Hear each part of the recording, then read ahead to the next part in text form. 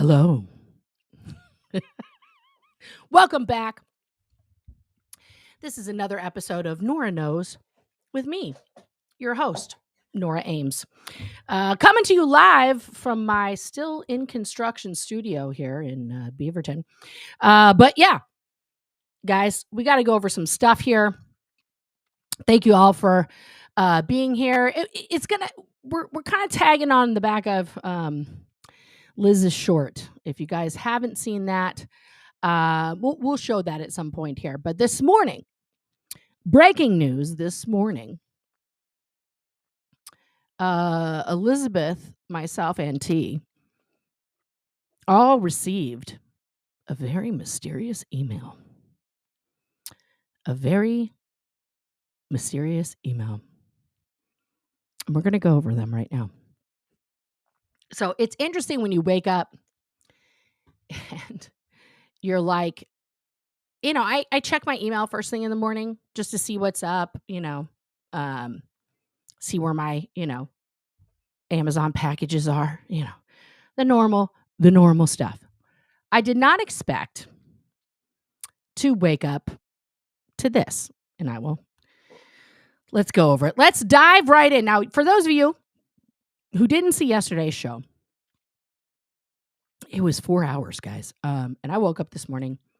What's up, Professor Kakan? Feeling honestly like I'm flu-ish. I took a nap this morning. My kid had stayed home from school yesterday with a bug, which, if any of you are parents out there, you know that your children are, in fact, petri dishes. And if they do have an illness, you will inevitably get that illness. So that's what happened. Oh, let me just move my water. By the way, guys, not sponsored, but if you want the best water bottle in the biz, maybe not this color because it's kind of weird, Owala. It has, just as a thing here, you have a double spout. This is the straw. This is just a regular spout if you want to chug it. It locks. It's amazing. Get it. This is the free sip too. All right. So, and I will be putting teeny tiny candies in my mouth to try and soothe my throat a little bit. So I apologize in advance. Yeah. All right. Focus, Nora, focus. We're on now. Let's start sharing here. Let's get to the email first. So this email, let me move my QR code. And thank you to everybody who's donated in the past week to my legal fund. I really appreciate it. As soon as oh wow, you guys can just see all my stuff in the back. I had a complaint come in from Dylan saying, I don't like all the stuff behind you. I don't like the brick. It looks bad. But this is why I have it behind me right now, because I have not fixed this wall behind me. And the current angle, clearly, that my desk is at shows, this is another chair here because I had another person in here. So I'm going to put a virtual background on. I'm sorry. There. Now it's better. A little bit. There we go. Ta-da. Okay, now you're in my little virtual office. All right. So this email came, as you can see, from Adonis Hawthorne. Adonis Hawthorne. Totally a real name. Absolutely a real name. Request for use of your online content in independent review. So right here, right at the title, guys, red flag, red flag, red flag. Okay? Why do you have to request to use my publicly available online content? If you're using it in an investigation, there's nothing I can do about that. If you use my video as evidence in court, there's nothing I can do about that. It's just a video I made. People can use it against me. People can use it for me. They can use it, whatever. It's there in the public, right? So already, alarm bells going off. My name is Adonis Hawthorne. I don't think so. I'm reaching out regarding your recent commentary and involvement in discussions surrounding Aaron Smith Levin. All of this is just like, it's so weird. Like, I saw your video yesterday. Can I use it? Like, why not be direct? Why not be direct? Okay. Particularly in connection with SPTV. Now, guys, for those of you who are new here, okay, for those of you who are new here, SPTV is not real. Number one. Number two, I haven't been affiliated, associated, in conjunction with, partnered with, adjacent to, affiliated with, supportive of SPTV in almost 2 years. Okay. SPTV is an acronym that was coined by a fan of a Monday night show in 2023 that involved Aaron, Mike Rinder, and Mark and Claire Headley. It was their normal morning, not normal, it was their regular Monday night show where they would just kind of shoot the shit and share stories from back in the day in Scientology when we were just full of shenanigans. Okay. And one of the, fans was like, I love my SPTV, which is a play on MTV. For those of you who are not millennials or Gen X, and don't realize that MTV used to actually play music. Okay. And so then Aaron and Kelly Copter designed the original SPTV logo and made the whole, fucking, the intro that used to come in, which was the astronaut, on the moon planting the SPTV flag. Okay. And then Aaron did his, hey, everybody who's out there, who's born in, who's been in Scientology, come and share your stories. Everybody's making money. It's so much money. I'm making $20,000 a month, and you can be part of SPTV. Anybody who puts SPTV in their logo is SPTV. It's not an official thing. It's just this group of people who are aligned to talk about Scientology, but it's not a real group because we don't have any meetings and we don't have an agenda. We don't have a schedule, and everybody can talk about everybody else's content. It's just a fucking mess. But this was the way he recruited people, and it was a recruitment. I'm going to say it like it was. It was a sales pitch to come onto YouTube, to start being vulnerable and tell your story. Okay. In no way, shape, or form was this protesting. Because at that time in 2023, Aaron was vehemently against protesting. He thought that that was a waste of time, that standing in front of buildings wasn't going to reach anybody, and that YouTube was the ticket. Now, at that time, he was making a lot of money. He was making on average, between 5 and 20 grand a month. Okay, per month regularly, but mostly closer to 20 grand a month. That was in combination with his ad revenue, his sponsorships, his memberships when those came out. Okay, because we were all there. The memberships didn't come out until late 2023. That's when memberships got introduced on YouTube, right? So he was making a lot of money, and he said it's really, the only place we're going to reach all these people. Okay. Now, for those of you guys are watching me on YouTube, and I appreciate you. Oh, that was the thing I was going to try and do. I don't know. I have a Substack, and I was going to see if I could do a live to Substack. I'll do that next time, guys. I'm sorry. I forgot to do that today. But I have a Substack. I want to use that more. I don't know if it's a standalone platform where Restream will put it to Substack or not. And there's some disconnection between this programming and my TikTok, because I can go on TikTok live from my phone, but I cannot go on TikTok live from this. It says it's restricted. So I don't know. I gotta figure all that out. So, I guys, I have to pull up this. I know you guys deleted it already. How much do you want to bet this thing me, doesn't have a relationship with their father, you would be correct because my dad is dead. So thank you. Thank you for bringing that up. I love when the trolls come in to say something like, listen, Osa, get better people to come in and say things to me. You know, my dad's dead since 1995. Fucking hell, it's been 30 years. Put that in the notes about Nora. Father is dead. Died of massive coronary due to negligent self-health care brought on by Scientology psychosis. Hello? Both my dads are dead. My biological father and my stepfather, who raised me for the majority of my life. R.I.P. to my pops and my daddy. All right. So, Jesus Christ, man. It's like Osa. Hello. Remember my father, Konsova, who got like 30 people sent to the concentration camp because he was illegally co-auditing an upper level of Scientology and then fucking died while doing that? And all the people that allowed him to do that were then sent to the concentration camp, so that when I ended up on the concentration camp in 2002, they were like, it's you. You're the problem. Yeah, that was a great time for me. Great time. Awesome. Thanks. Cheers. Cheers. Okay. Enough about me.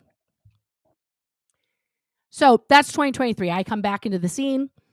My channel's been up since, 2015. And I came back in 2023 after Aaron's, sales pitch. And started making videos again. And here we are. Now, part of that sales pitch was like, everybody can do it. Everybody can do YouTube. And that did launch. I will give him credit for bringing people up and saying, hey, this is our new person in Poughkeepsie and they're going to be out protesting. Go give them a follow, go watch their stuff. And Aaron would genuinely bring people up on his channel and introduce them to the community. And then people would get, some people, I followed everybody as they were introduced because that's the kind of person that I am. A lot of people were like, I'm not doing that. Sites like fsciento.space, but originally sptv.space were launched to tell people, hey, here's who's on, here's who's protesting, here's resources, here's all this stuff. And at the peak time, late 2023, there were over 200 people protesting around the world spontaneously, most of whom were never involved in Scientology. Okay. Aaron managed to inspire a movement. Now, this inspiration came with a lot of false promises. And at that time, the community, the fans, were very generous. I do want to thank you guys all for every super chat I've ever gotten, for every PayPal, Cash App, Venmo, for everybody who's donated, okay, to my legal fund. The most generous people I've ever seen in my life. And Aaron was like, you don't this. I'm telling you behind the scenes conversations, guys, okay? When I wanted to go to LA on that first trip, I didn't have the money. And Aaron's like, just ask your fans. Just tell them you're going and make it a game, make it a thing. And I was like, I'm the person, I'm a Taurus. I was born, I'm a bicentennial baby. I'm Gen X and I grew up in a cult, guys. It's a perfect combo. And I always have an incredibly hard time asking for things for myself. Okay. So I felt and there's a concept in Scientology that still lingers in my brain a lot, right? This concept of being quote unquote out exchange. So let's say, I say, hey, can you grab me a Sprite from the fridge? Okay. And you bring me this Sprite. Now I'm indebted to you. I'm in debt to you. I have to give something back so that our exchange is equal. Right. And this was something that they would say to us all the time as workers, that if we weren't doing above and beyond what we were even supposed to be doing, especially at the celebrity center, then we were failing, right? So this concept of me saying to my audience, hey, I'm trying to go to Los Angeles to do this protest. I'd if you guys could help me out, that'd be great. And people blew my mind. They sent me equipment. They sent me money. They sent me like things they had made. They sent me so much stuff. I was like, what is happening? This is not real life. This is not real life, right? And I, over the years, this is the only time that I have on a concentrated timeline consistently asked for help. And this is this legal battle. And of course, this is the time where that support, I shouldn't even call it support, but that ask is being fulfilled by very few people. And those people, I'm sure and I've said it before and I'll say it again. If you are in a position where, you're gonna donate to me and you're not gonna pay your light bill, don't fucking do that. Don't ever do that. I'm not more important than your heat, than your light, than your food. No. Than your kids' shoes, whatever. Do not do that. Okay. I will make this happen. I'm working things out. It would help me, right? But it's not a demand. And this idea that asking and receiving this money was very foreign to me. It was happening a lot for Aaron. A lot of people giving him big donations in the same way it happened for Scott, huge donations. And then, and for Anthony, they had 86 GOP giving him $500, a super chat, I'm so sorry, guys. I told you. I woke up. Oh no. Oh no. I managed to knock over my trash can. Sorry. Anyway, it's just an odd thing. And now over the last couple years, Aaron and I have had a falling out. We have known each other for 30 years. And after a lot of therapy and other stuff, I came to the conclusion that, we weren't actually circled in red. I'm sorry. Whoever you are, I love your name. And if you're not a former Scientologist, you have no idea what that means. When you're doing Scientology counseling, which is just, hypnotism and like forcing somebody to break their own self-will. When somebody during one of those sessions says something that Scientology dubs an evil purpose, right? You have to circle that phrase, whatever they say, in red. So that became like slang. If somebody had a bad attitude or they were a dick or whatever, you'd be like, circle them in red, Anyway, that's just making me laugh. So I came to the conclusion that Aaron and I weren't really friends, and he wasn't the person that I thought that he was. And this came about not because he hurt my fifis, which he did, or, he called me names or he threatened to sue me, any of that. It came about after I had, doggedly defended his actions that were not good and defended him against people who were sometimes going way over the top, but also pointing out his bad actions. I attacked those people, and it was not a good look. It was not a good thing that I did. I thought I was being altruistic. I thought I was protecting the movement. I thought I was protecting the strongest Avenger in the movement. And that kind of a thing. But that's also a farce too. That's also complete gobbledygook. Because if we look at YouTube, okay, and you guys are on YouTube, Aaron has 250,000 followers on YouTube. Okay. In the Scientology space, he's the largest channel. On YouTube, he's a nothing burger. I'm less than a nothing burger. Okay. In terms of the amount of people that are watching me, and every single one of you that's here right now, thank you very much for being here. But let's be real. Most big YouTubers that are making real money, that are getting all this stuff, they are, oh, thank you, Dieter. They have 1 million and above followers.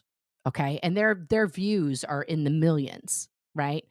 I've never had a video reach millions ever. That would be amazing. I'd probably like faint, honestly, to be real. But like, it's just, it's literally like, it's not that big a deal. Now, Aaron has decided he's a big deal. And then he's had 2 people surpass him in this space, which has created bad blood between one of them, not the other one. The first person to surpass him was Streets LA, William Good, aka Streets. And he did that in a matter of months. Right? And he's the reason that Aaron changed his mind about the protesting. Okay? Because even when that started happening, that phenomenon, Aaron didn't like it. Go back and watch the videos. This is not my opinion. These are his words. Thank you for being here for a whole year. Sorry, guys. Beck Smith, thank you. That's amazing. I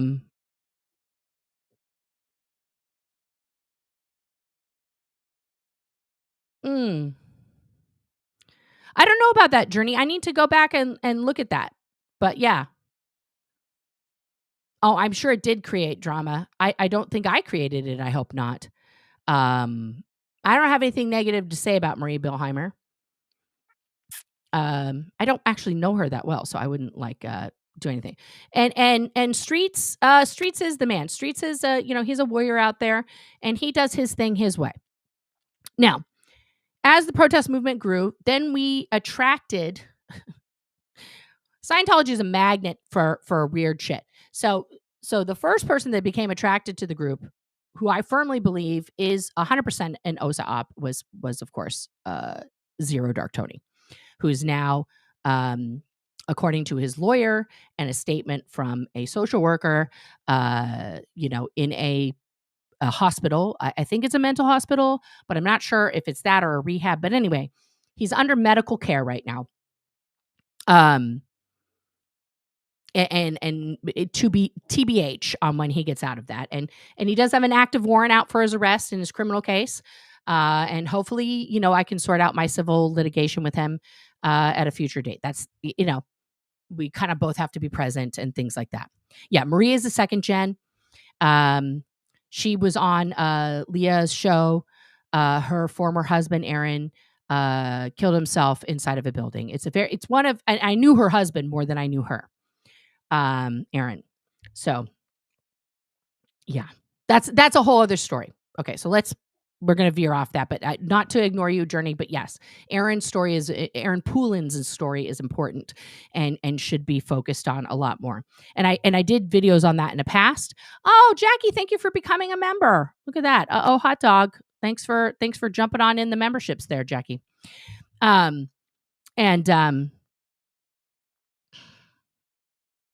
Yeah. So Tony comes in first, starts, fucking getting people to be at each other's throats, starts picking at people, bop, bop, bop, bop, bop, bop, bop, okay? And then we have Scott, the arrival of Scott, late December, early January 2024. Scott immediately jumps into the test center situation. I touched on this briefly yesterday. And immediately pursues Lara as a romantic interest. Like, you can see the day he targeted her and started talking to her and boom, boom, boom. Okay. To fully infiltrate, to align himself firmly with a beloved second gen, and to, start to learn the lingo, start to get in there. Right. And what's ironic now in his twilight, while facing very serious felony charges, he continues to use Scientology lingo to talk about people, which is strange because as somebody who escaped, the one thing you have to do is get rid of the nomenclature, get rid of the verbiage, get rid of the language, because that language is truly evil. It's not just like, I'm an ex-Christian, I don't talk about Jesus anymore. When you use Scientology language, you are making it real. You are practicing black magic. Okay. It's really bad. It's really bad. So then Aaron and I have a very public breakup. Everybody starts breaking up with everybody. The protesters stop protesting. Some people end up in bullshit jail court cases that, those go off the rails. A lot of accusations. There's a lot of backstabbing, a lot of quote unquote infighting. Okay. All conjured up. Always, when it comes to Scientology, always has a singular source, and that is the Office of Special Affairs. Okay. The Office of Special Affairs, its original incarnation was known as the Guardian's Office. It was established long before the Sea Organization was established. It was established in the 60s, in the early 60s, by L. Ron, by Lafayette, to be the secret, silent spy wing of Scientology, run by his then wife, Mary Sue Hubbard, to keep their goals were very singular: to protect Scientology, to protect Lafayette, and to protect the tech. Right? That's it. That was their only jobs, literally by any means necessary. They made up their own rules as they went along. Then they got a little too creative. Okay. They really took their power way too far. They allegedly unalived some people. They, would take the combat for real. They tried to frame Paulette Cooper as a domestic terrorist. They did Operation Snow White. They did many other operations that never got published. Okay. And Operation Snow White isn't just like an anecdote. Okay. This is the singularly largest infiltration of the American government ever until Cambridge Analytica. Okay. So good job, Adam. Don't use any of those words. So after Operation Snow White brought way too much publicity onto the Guardian's Office, they were no longer secret. And the Sea Organization was slowly, since 1968, and since they had come ashore in the 70s, starting to take over all of Scientology, starting to put themselves at the top. Because technically, the echelon, the hierarchy, okay, was like Lafayette, the Guardian's Office, and then like everybody else. So now the Sea Organization was like, hang on a minute. We're in charge here. We're the big kahuna. So they dissolved the Guardian's Office. They kept the people they really liked who were able to join the fake Space Navy, and formed the Office of Special Affairs. Wrap that up in there. Okay. From its inception, the Office of Special Affairs was being run by Marty Rathbun, by Mike Rinder, okay, and a couple other people who were kind of up near the top, close enough to Lafayette. David Miscavige, a cameraman, a deputy cameraman for their ridiculous film crew, managed to weasel his way, close to all the people who were very close to Lafayette. Okay. Now, Scientology doesn't like to talk about this. For about the last decade that Lafayette was alive, from the time I was born until his passing in 1986, he was a recluse. He was convinced of his own con, that he had little space beings stuck to him everywhere, and he was being treated by Dr. Gene Dank, a Scientologist, and being given antipsychotics regularly so that he wouldn't run around like Howard Hughes in the open with his long fingernails and hair covered in feces, like, the cooties are getting me, I have dead Satans all over me. Ah! Right? Okay. Which is why on his autopsy, which is publicly available, you can find that he had Visceral in his system, which is an antipsychotic. Okay. So they're hiding this big secret. Lafayette manages to barf out his final accomplishment, which is, of course, his sex slave trade pedophilia fantasy novel series known as Mission Earth. Okay. And barfs that out for the public as a final push for more money. Okay. So David Miscavige weasels his way into like the inner circle. Now, Scientology was left by Lafayette to Pat and Annie Broker. They were supposed to be the king and queen of Scientology. They were his most trusted confidants, and they were supposed to release all the things. David Miscavige had other plans. He fucking basically started a campaign of rumors and just sort of like just evilness about them. Pat took off, allegedly taking with him the secret unreleased levels, and was on the run for many years, for like decades. People were just following him, threatening his life. Okay. Until fairly recently, he finally was like, there's nothing. There was never anything. Right. So David Miscavige has been selling this lie to all of the public Scientologists since 1986, that there are these other levels, 9, 10, 9 through 15. They don't exist. They never existed. L. Ron was too busy writing about an alien from outer space who comes to Earth and gets penile enhancement and is busy stooping a 14-year-old hooker. And I'm not joking. That's Mission Earth. Okay. It's the majority of Mission Earth. So, yeah. And then Scientology goes through all these rewrites, reeditions. And this is a way for David Miscavige to maintain power and keep conning the people who are already hypnotized into this faux BS religion. Okay. And here we are. Okay. So after all this, people have been leaving left and right for years. Okay. People have been leaving since 1950, since Dianetics came out. They went to a seminar and were like, fuck that. Right. So it's been 75 years of people speaking out about Dianetics and Scientology and Lafayette and in turn, David Miscavige.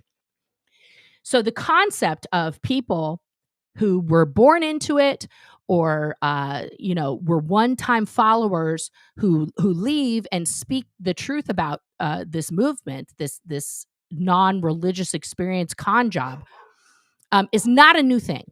Okay. This is not a new thing for anybody to do. I don't know why my dog's barking. Probably saw his reflection in the television downstairs that's not on. I apologize. And this concept just morphed into the 21st century of like people doing it on YouTube instead of just being interviewed by the news and having it be like a one-off. You talk about it all the time. Okay. Now, Aaron Smith Levin is an interesting person. His backstory is very tragic. He doesn't talk about it a lot, but he's talked about it enough where that he was born into it. He had twin brother. Both he and his twin brother were basically like shoved into full-time work, indentured servitude, at the age of 12. They were then human trafficked from Philadelphia to Florida to engage in full-time rigorous indoctrination through their teen years. And then they both left and tried to pursue acting in Los Angeles. And then tragically, Aaron's brother was killed. And after that, he signed the billionaire contract, right? And met his wife, and later on became completely disillusioned with the whole thing. And he left, and Heather was pregnant. Okay. So, but he did what most people who leave do. He was working for Scientologists. He, formed his own company, hired Scientologists. He hired Mike Rinder when he left, and fortunately for him, he made a lot of money. Now, this is somebody with no formal education, hard worker, and gradually over the last decade, 9 years or so since he was on Leah Remini's show, there has been a shift in him that is perceivable in the world. Okay. And it's a frog in the pot thing. It's a frog in the pot thing where there's little things that happened and it's become more and more and more reckless and more and more and more destructive, especially in the last, I want to say, year. Okay. Which we'll fast forward through all the other stuff to 2023. So then he had already been he had been making content since 2015. Both of us started our channels around the same time. And he built up, through all of that content, a following. And then the show happened and his channel took off and he had a little bit of fame, right? And people started giving him super chats and PayPals and things. And then a series of events happened. And these are not my opinion. This is not a fiction. These are events that happened. Okay. I won't speak about things that I don't know for sure. Like Mike Rinder did a 7-part video series that was essentially dedicated to talking about Aaron. It was his final, warning to the world. And I you have to really think about that. I thought when I heard Mike Rinder was coming back and he was going to make these videos and I saw the first one, I thought, oh my God, he is like literally looks like death. Like he looks like I don't understand how he's even talking into the mic. Like I was so sad. It's just, I have been in too many rooms where people were dying, especially because of cancer, because a lot of Scientologists die of cancer. That's just a fact. And despite my personal feelings about Mike Rinder and the things that I wish he had talked about, which do anger me, because in those final moments, there's nothing left for him to lose. He could have spilled all the beans on all the crimes he covered up. He could have told where all the dead bodies are, told David every secret that he knows about David Miscavige, where all the accounts are that he knows of. He didn't do that. He spent 7 videos warning the entire world about one person who he thought was worse than David Miscavige. Now, I don't think that's true. I don't think Aaron is worse than David Miscavige, but Mike Rinder did. And in there, he makes some pretty outlandish claims about Colombia and prostitutes and other things. I don't know about that. Hey, you guys can ask Aaron about that if those are true stories or not. What is true, because it happened publicly, is that while covering Danny Masterson's rape trial, okay, because Danny Masterson is a convicted rapist, Aaron engaged in an affair at his hotel that ended in an altercation that was partially videoed, and then he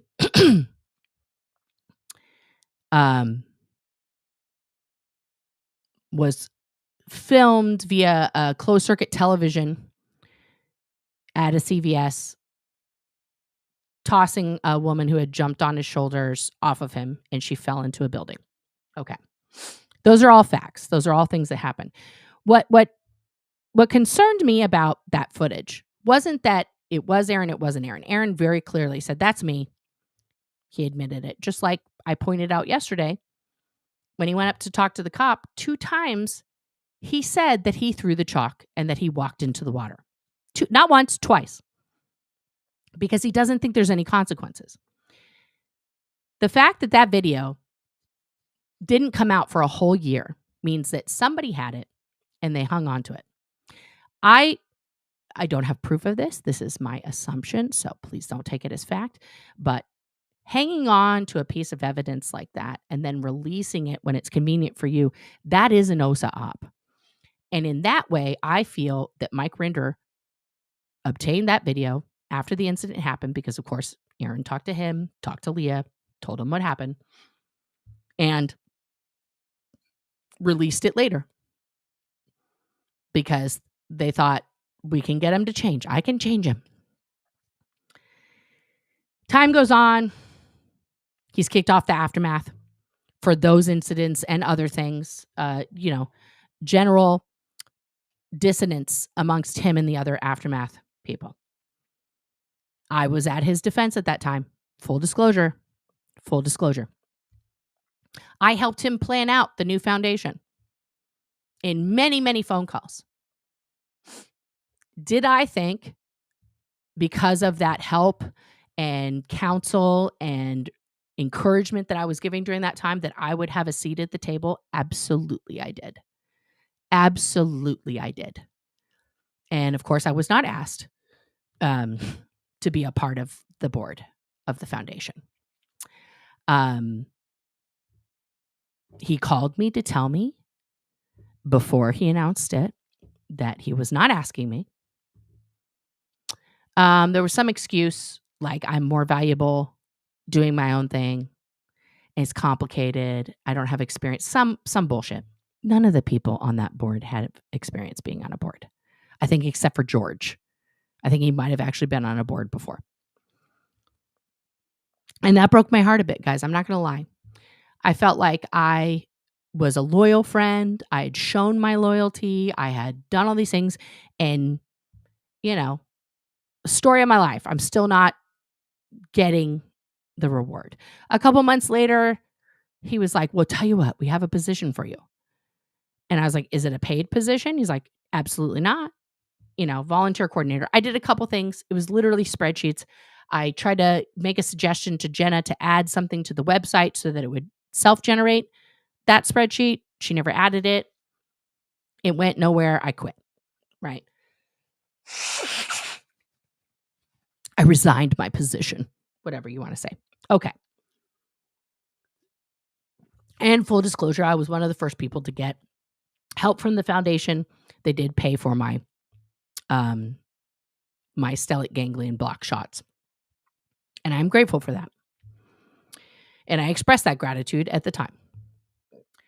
So then we have this new era where now the attacks from Tony to me are becoming more rampant. My mental health was rapidly going in the shitter. And at the time in 2023, where I came to Aaron's defense and was like punching back at Stephanie and all this stuff and all those crazy videos, Aaron and I weren't even talking. I did that out of what I thought was the right thing to do. Let's put it that way. The right thing to do. Because I thought this is bigger than Aaron. It's about the movement. It's about the thing. Okay. Guys, that's culty behavior. Okay. And then I got my mental health together and I could see, because I learned about Darvo, what was being done to me. And I started talking about it publicly. Oh, no. That caused a huge divide. It caused a huge divide. And everyone was like, you're just jealous. You want the star. You are mad about the money. You're mad about... No, I'm mad because once again, I escaped a mindfuck cult barely with my life to fall back into the same practices, okay? To fall back into the same practices that I had left. Because the rules and regulations and the way people pounce on somebody with a different idea in the, if you're an Aaron Smith Levinite, is identical to Scientology, guys. I hate to break this to you. The way that he extracts information and then uses that information against you publicly is exactly like Scientology. Okay? It is Scientology 101. Now, did he learn that from his mentor, Mike Rinder? Probably. Mike was the king of that. Mike was the king of that. Okay. And as Aaron started losing, okay, because some people were like, wow, Nora's saying something that kind of makes sense. And people kind of stopped watching. Now, I think the net result of me revealing a lot of these truths was I lost a lot of subscribers. Totally fine. Everybody lost subscribers. And in that, I mean, people just were like, I'm not watching Scientology stuff anymore. These people are cuckoo cuckoo. They are toxic. I don't want it in my life. Good decision on their part. I'm not mad at any of those people. Some people galvanized their support for very specific people, especially in the Tony, Aaron, and Scott camps. Okay, like fucking die hard. Like if you are a person and you talk to so-and-so, or you go into this other creators chat because you think, oh, this person's funny, or they're interviewing somebody I want to hear from, now you're the enemy because that person doesn't like Aaron or Scott or Tony. Right? Now, full transparency. When I see somebody who says nice things about me in my chat or emails me, and then I, because I watch a lot of stuff, guys, and I honestly, I shouldn't watch all the stuff. It's not good for my brain, but I do because I have OCD and I can't not, and I'm really working on that for my own mental health, like to just fucking not watch stuff that's harmful to me. Okay. It's a problem that I'm dealing with. I'm admitting I'm Nora. I'm an addict to things that hurt myself. Okay. So, and I noticed somebody then praising somebody who's like shitting on me while they're shitting on me. That hurts. That hurts. And sometimes I talk to my mods about it and we make a decision. Should we ban them? Should we block them? And I'm like, no, unless you violate the rules. Like I had to come to the conclusion that, and I can't control what everybody does. I'm not God. That's just not my job. So if you're in my chat and you're obeying the rules, you get to stay. That's how it goes. My main rule is don't be a fucking dick. Don't be a dick. Don't fight with other people in the chat. Be respectful. And if you're going to ask a question, ask the question, but don't be hostile. Okay? It's just, yeah. And I agree the journey. That is still totally happening. People are like, I saw you in so-and-so's chat. Oh, you went on Boss Talks. Oh, you talked to Mexican long hair. Oh, you talked to AZ. Like these people get designated as persona non grata. Right. And then it's like, if you're associated with somebody who's a mod for that person or the thing, it is so beyond high school. It is so, thank you, Apostate Alex, for being here. Thank you for being here. Yeah, it's just a real easy rule to follow. Don't be a fucking dick. Okay. Like that's why, sometimes I just feel like, yeah, I mean, listen, Journey, I don't disagree with you. If you say a compliment to my face and then you go in and I'm just going to throw Scott under the bus here because, he loves me so much. And you go in Scott's chat and Scott is like, Pat, Pat, Pat. And then you're like, yeah, Pat. Right. And you get in on that. I agree with you. That is two-faced. What I know from that action, okay, then is I don't trust you as a person. So when you tell me a compliment, I don't believe it. I let it go. I thank you for it, but I don't believe it. And also I know it doesn't have anything to do with me. That's a you problem, right? These are the things that I'm learning in therapy. Is like literally like, if that's the actions you're going to do as an adult human being, then I see you for who you are and what you're doing. And you go do your thing. I'm not going to count on you. I'm not going to have an emotional attachment to you. I'm not going to worry about it. Okay. I'm not going to worry about it. Yeah. Yeah. This is very true, Stacy. And hello, Stacy. I hope you're feeling better. I love you. Didn't he say he would never promote anyone's channel who talked bad about ex-Scientologists, yet that's all he does to me? Correct. That's the only time he gets watch hours is bullying me. Yeah. I mean, he gets watch hours for his clickbait titles too, but he loves to say homophobic shit about me and then claim he likes gay people. He loves to punch at me and use the might of his larger channel against me. And that's fine. I see him. I see him for what he is, right? I'm no longer emotionally invested in his life, or worried about what he thinks about me. It's taken me a long time to get there.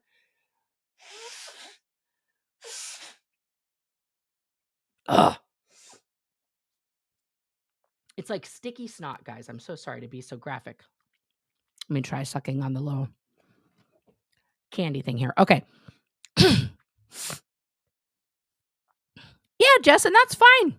I don't watch Mark and Claire, so I wouldn't even have known you were there until you just confessed that. I haven't watched their stuff in over a year. And that's for me. I'm not here to comment about them today. I'm here to comment about this email and Aaron in this whole situation. So let's finish that. So as all these people came in, every once in a while, guys, Anthony D'Amato says a fact. It really bugs me that he ever says any facts, but this is true. So as these 200 plus people came in and started protesting, attention became divided. And what am I getting paid for here on YouTube? Your attention. That is how we get paid. We say things, we do things, we dance, we lip sync. And you guys, you give us your attention. And then YouTube pays us for holding your attention hostage, okay? That's the mechanics of social media, guys. As that attention became more and more divided and personalities started to clash openly, Aaron lost revenue. Wasn't making that 20 grand anymore a month, okay? And that probably caused him a lot of, pain and suffering. I've never made that amount of money. I mean, for people who are out here like, you're in this for the money, guys, honestly, I'm lucky if I make a couple $100 a month off this. And that's just ad revenue and memberships. So thank you to the members and everybody.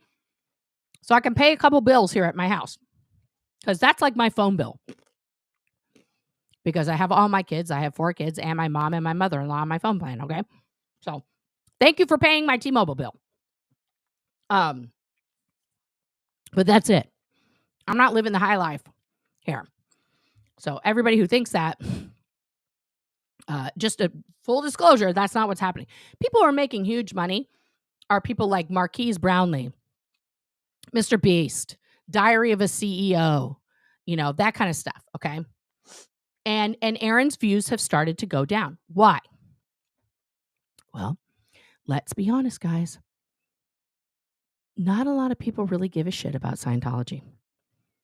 There's kind of like the pandemic's over. We have Secret Lives of Mormon Wives. Okay. There's so much delicious reality television. Danny Masterson's in jail. So it's like, who cares? And I'm not saying that, like, guys, there are still real victims out here. But I'm just saying, like, overall, people are interested in other stuff. Okay? And frankly, the personality clashes and the tearing down of victims probably turned a lot of people off. Okay? Because, people don't really like to see some people don't like to see people tear down victims. Okay. But we have a lot of other problems going on. Okay. Yes, Lanikin, the literal decay of democracy in America. Okay. The decay of rights, human rights in America. I mean, like, it is a serpent eating its own tail. It is a car wreck you cannot look away from. Okay. Which is why right now, Aaron's protest videos still get more views than anything else he does. Why? because it's a protest. So when people see the word protest or the algorithm sees the word protest, it automatically puts it in the same category as the Portland protests, as the Chicago protests, as the DC protests, all these things. They're all a protest. And then, of course, he throws the name Tom Cruise in there, which is a lie. And, it's just clickbait. The algorithm gets excited. The algorithm will push anything you say with Tom Cruise in it. Tom Cruise doesn't like spearmint bubblegum, right? And yeah, now that Danny Masterson has filed his appeal and he's going to try and hold, is the Scientology bias? You guys are anti my religion. It's a hate crime that I'm in jail. Like, bro, that is not going to fly. He's a fucking asshole. And in my opinion, to put those women through all of that again, that's cruel and unusual punishment. Listen, bro, your wife divorced you. Your kids have a different fucking last name. Get the clue. Get the clue. Hey, Ms. Pillow, I haven't seen you in a long time. So yeah. So then Aaron embraced protesting. I've had a lot of debates. Oh, thank you. Thank you for your super chat here from Australia. Yeah. When the girls ran, that was a great show. I gotta put that one back up. That was a great show. What's up, Hero Light Cody? And Tom Cruise, yes, Alex, you had the actual Tom Cruise in England, flying in his helicopter, not a cardboard cutout, the real guy.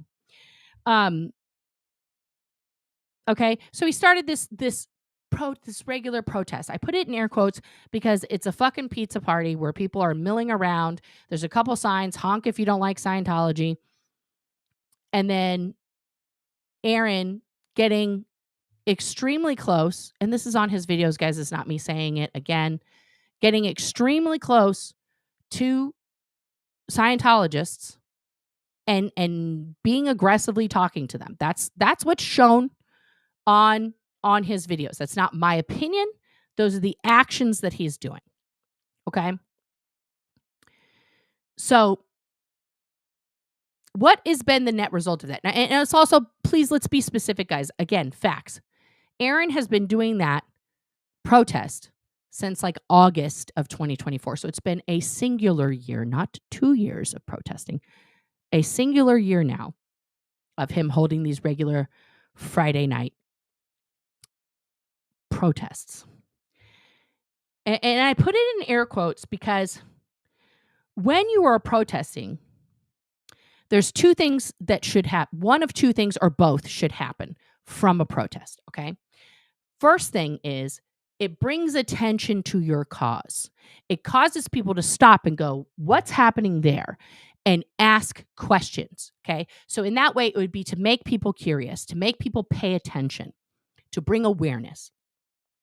The second thing that a protest should do, and a successful protest will do this, is a call to action, okay?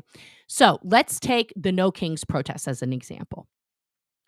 When you see a No Kings protest happening, it's bringing awareness. You're seeing thousands of people in the street, all with various signs. It's not a unified sign. It's just like all of these things that they're protesting because it affects, a myriad of people's lives. The call to action from that is what? To stand up for democracy. And there are many things. There are several organizations that are out there that are like, call your senator, call your congressperson. Here's the number for your city council. Here's how you get to this place. There's just tons of things to do. When Aaron is, and thank you again for another super chat here. I love the stream you did on Aaron the Chalk. Thank you for that. There's no call to action from Aaron standing out there. There's no, okay, guys, here's a resource. Here's a pamphlet. Here's the thing to do. Go to this meeting. I'll be there on Friday. Like recruiting. If Aaron were out there recruiting people with the same energy and same attitude that he recruited me and everybody else who came onto SPTV, which, by the way, for legal purposes, I am not affiliated with in any way, shape, or form.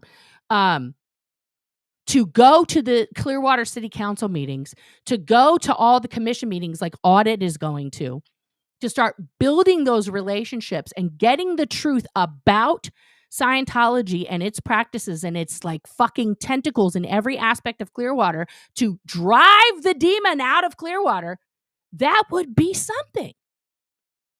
But it's for him. And guys, if you want to debate me on it, it's fine. But like the net result of Aaron's protests, oh my God. Sai, thank you for gifting all these memberships. That's so sweet. Jess got one. Gracie got one. Oz, I hope I said that right.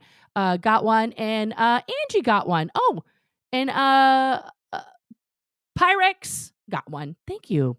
Thank you for that. That's so nice. So generous and unexpected. Like, honestly, thank you. Maxwell paid me. Okay, well, thank you. Guys, this is wild. Thank you for that. Thank you for that, guys. That would be something, because to garner that type of organic, support in the largest concentration. Well, there's a debate on whether Florida or LA has the largest concentration of Scientologists on the planet, but they could be tied. But to be able to revitalize that town, give it back to the people, that's a fucking cause, right? That's a fucking cause. Instead, it's for him. It's for him to talk to the cardboard cutout of Tom Cruise, to make fun of me and other people that he doesn't like, and to cackle at, indentured servants. Okay. Yes, Peter. I am burying the lead. Yes, I have said many times, Scientology, my price is $500 million cash. Cash. Unmarked bills, non-sequential. Thank you. What is up, Alicia? Hi. So now I went over the chalk incident yesterday in great detail. It's 4 hours. Please go watch it. It's a lot of hours. I was in an ADHD tunnel. I did not realize that that was there. Yeah. But I went over in detail what happened on those incidents. Okay. Please go look at that, because I want people to start talking in facts about actions, because that's what matters. Okay. And I said this to a friend today, that if that chalk incident, let's say Aaron was at the state fair, and he and a random gentleman got into a scuffle about something, disagreement verbally. And Aaron had that bag of chalk on him, and he did that to that person, just like he did at the state fair. Now, police could be called, and only if that person presses charges, then there would be a criminal case. But regardless of the circumstances, a crime happened. The officer told him that plainly, and that he got, arrested because the crime happened and the victim of the crime pressed charges. This person's employment status with the Church of Scientology is irrelevant. Okay. When was the last time that I physically went out and protested? That's a good question. It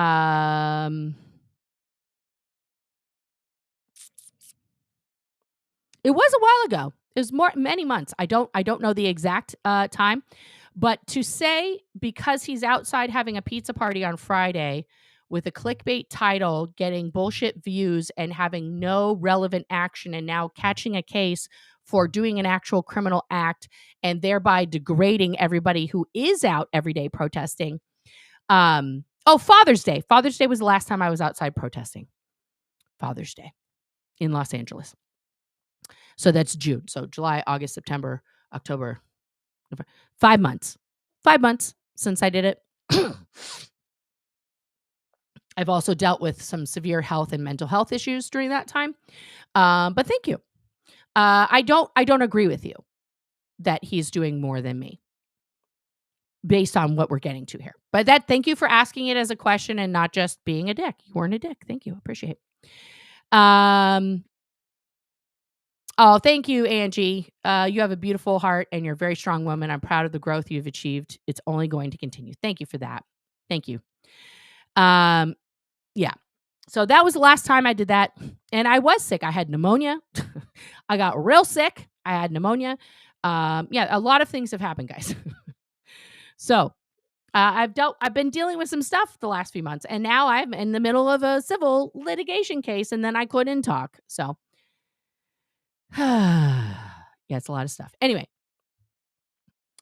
so Aaron's actions over the last year that he has documented himself doing are ending up in the same pot that Scott is. Now, they are not the same person. I don't believe this is not a comparison of actions, but both individuals, as per the law, have violated those things, right? And they filmed themselves doing that. Now, because they have very fervent supporters, those people don't see the reality of what happened, especially with Aaron there or Scott, and have decided to, throw their own reputations and support behind actions that are destructive to themselves personally, to the name protester of Scientology, and to the progress that is actually being made. Okay? Because every day, people, and I forget people all the time. I'm sorry for all the people I forget, but like Irish and T and Haggis and Miriam, Scientology up north, Miriam in Denmark, and Miriam Francis, who went and testified before Australian Congress. Okay, and Audit and Lara and Mona and Amy M and all these other people, okay, are doing work with the people in the rooms where the decisions happen, Apostate Alex in England, okay, to move the needle. They are also outside protesting, bringing and doing those two things that I talked about, getting attention about the truth about Scientology, bringing awareness to that, and giving people a call to action. That is something that is doable. Okay. And that's the important part. So let's get back to this weird email that me and T and Liz got this morning. Okay. Because it's not coincidence that I get this the day after I do the whole breakdown of Aaron's thing. Okay. It's just not. But let's get back to this. Okay. So this person's Adonis Hawthorne. I'm reaching out regarding your recent commentary and involvement in discussions surrounding Aaron Smith-Levin, particularly in connection with SPTV. Each of you, Nora knows, then he lists our channel names, Liz Gale and A Voice Down Under, has shared detailed observations and insights that are already public and widely circulated. Okay, so you don't have to contact us. Just fucking download the video. I work as a private investigative consultant. That's not already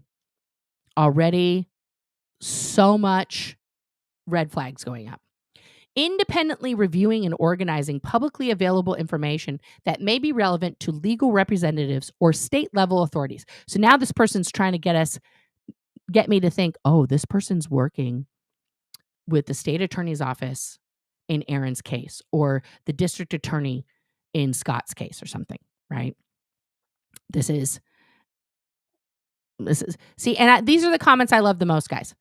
This is someone who is thoroughly dedicated to Scott, Aaron, Tony, or all three. Does it not affect your mental health being so bitter all the time? When I am stating facts about actions that people did, that's not emotion connected to it. It's just a facts. Facts don't have an emotion. Right? Facts just are. Journey, I'm checking my email right now, but it's going to sound real weird. I'm on a Mac, and sometimes the email that populates there is not, it takes a while for it.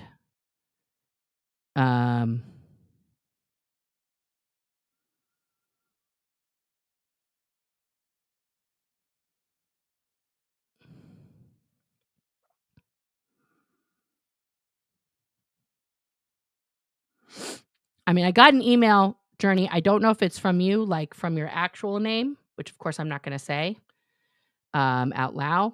I got an email from somebody else sending me some info about Adonis here. So I'll check on that later, Journey. But if my mods could post my email just in there, then that was from you, Journey. That wasn't the one that this came from. The email that this came from is DNS, like Donis, and then Hawthorne written as HWTHRN at Gmail. So not one of the two that you sent, but close. Oh, I'm not doxing you. That's why I didn't bring up your email, Journey. I will never do that. That's not my Jim Jam.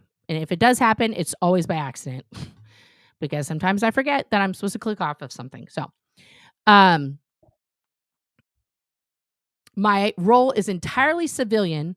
I collect, document, and structure information so that it can be made available to the appropriate authorities if requested. Given your direct involvement, now that's them telling us we have direct involvement. We do not.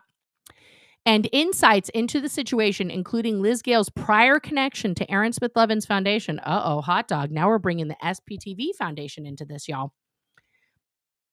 And all three of your contributions within the SPTV community. No, sir. No, sir. No, Mr. Adonis. Nope. No. Okay. Your commentary adds important context. Oh, this is love bombing 101. Trying to get us to be like, oh my God, you're just so important. You have these special insights. This is OSA with a capital O. With your permission, I would like to reference the following publicly available materials in my review. Nora knows 4 most recent videos. Okay, it's a YouTube fucking channel. It's a YouTube channel. Anyone could reference it. You don't need my permission. Liz Gale's videos and community posts. A Voice Down Under's videos and commentaries, including your breakdown of the chalk throwing incident and sequence of events. Here you go, water on the ground, reactions, etc. So this is telling me that this is what OSA is focused on. Okay. And this is where a lot of people get mad at me for doing the exact video that I did yesterday. Right? Oh, you're doing OSA's work. You're helping Scientology. You're doing that. Okay, first of all, guys, I did not use special equipment to evaluate the videos yesterday. I did not enhance them. I used the available tools on YouTube. I watched with you guys and commented on publicly available videos. And I played them at quarter speed, which is a tool that's available to anybody watching YouTube. Anybody could do what I did. I'm not special. All I did was show you the stuff. Okay. So to ask,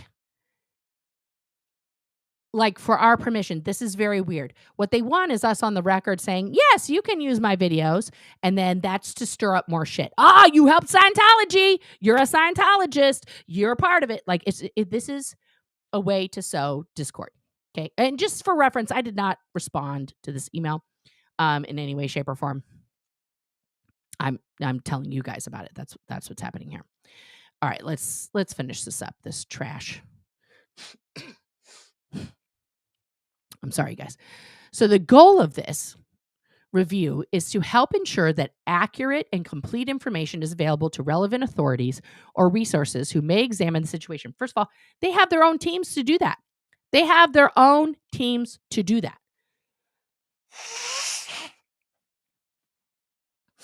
Okay.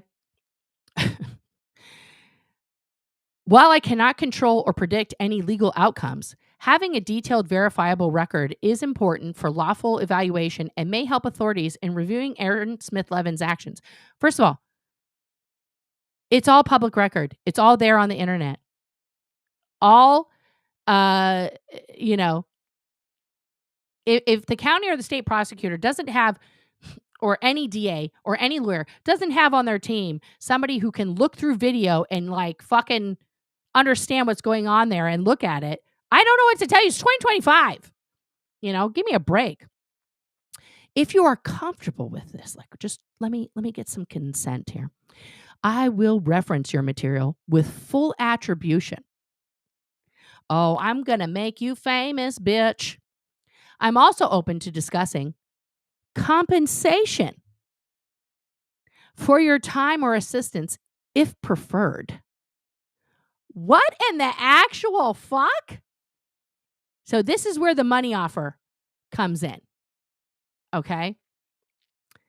I'm also open to discussing compensation for your time or assistance if preferred. By granting permission, you would be helping create a more thorough and verifiable record of events involving Aaron Smith Levin, which could assist legal authorities or relevant resources in evaluating the situation and any lawful actions they may consider. What?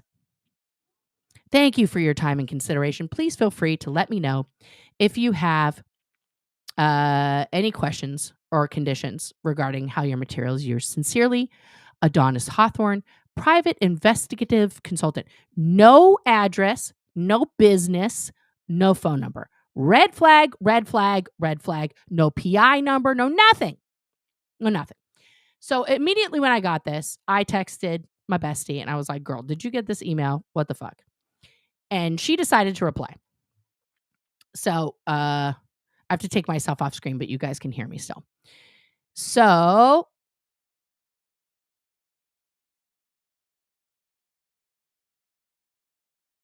and you guys can't hear me when I do that. Okay, Liz wrote back and said, hi, Adonis. No, and she did a video about this. No, I do not consent in any way. Who are you working for exactly? What is your PI license number? Liz. Adonis wrote back to all of us, replied all. And he said, please calm down, Liz. Now, people, one thing anyone should know in life is that don't tell women to calm down in general, but especially do not tell a redhead to calm down or a black woman to calm down. That result is going to be a net negative for you. Okay? Do not do that. Do not do that. So mistake number one. As a private investigative consultant, I want to assure you that I'm on your side. What side? What side? We are on the side of Scientology. Get fucked. That's the side we're on. Go fuck yourself, Scientology. Okay?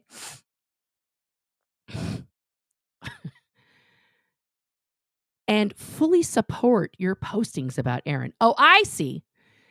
Thank you for not talking about just Scientology, but keep saying things about Aaron's actions because we like that.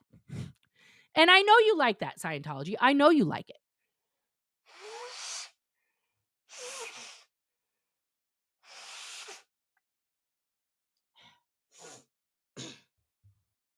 God damn it. I'm sorry, guys.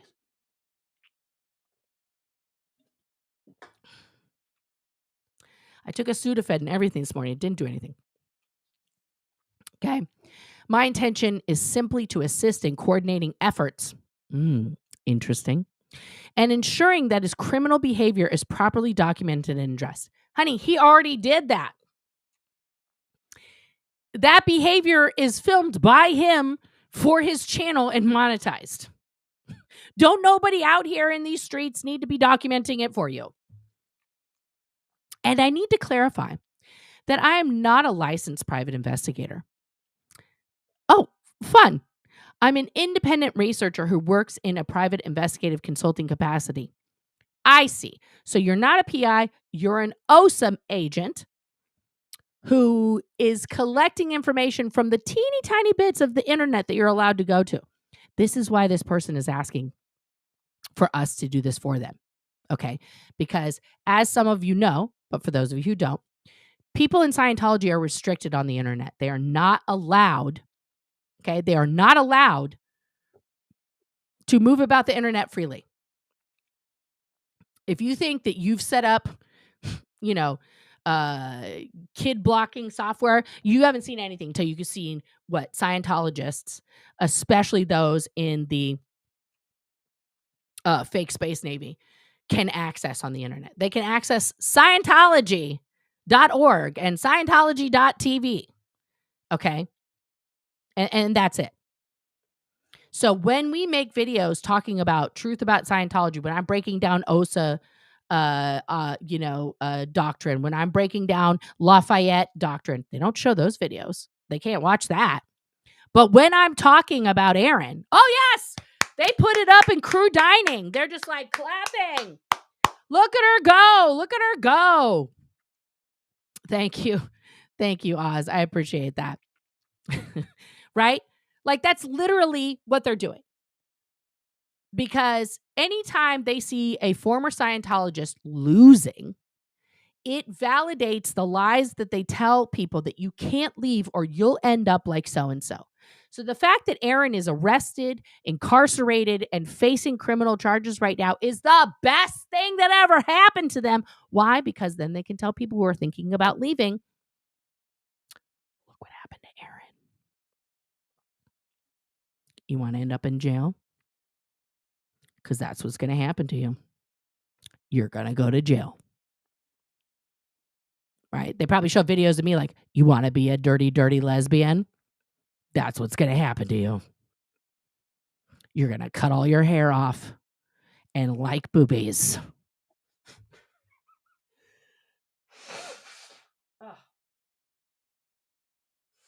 Ugh. Right?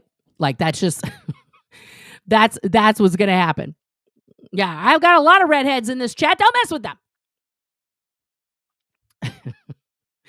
Okay? So this is what they do. No matter what, they twist it into something that benefits them because they're crazy and they're in a cult. Okay? They're crazy and they're in a cult. Okay? Yes, Stacy, this is a good point. It also squashes his ability to have the foundation help someone who wants to leave because they won't go to that wackadoodle. Correct. It's discrediting him and by correlation his foundation. Also, this gives them a chance, let's be honest, to find the mole. Because Aaron's always talking about, I have people on the inside who are giving me special top secret information. Yeah. I'm sure they're searching for that mole right the fuck now. If you are the mole, get out. That's all I got to say. I understand. Now, this is his response still to Liz, but he did see, he did reply all.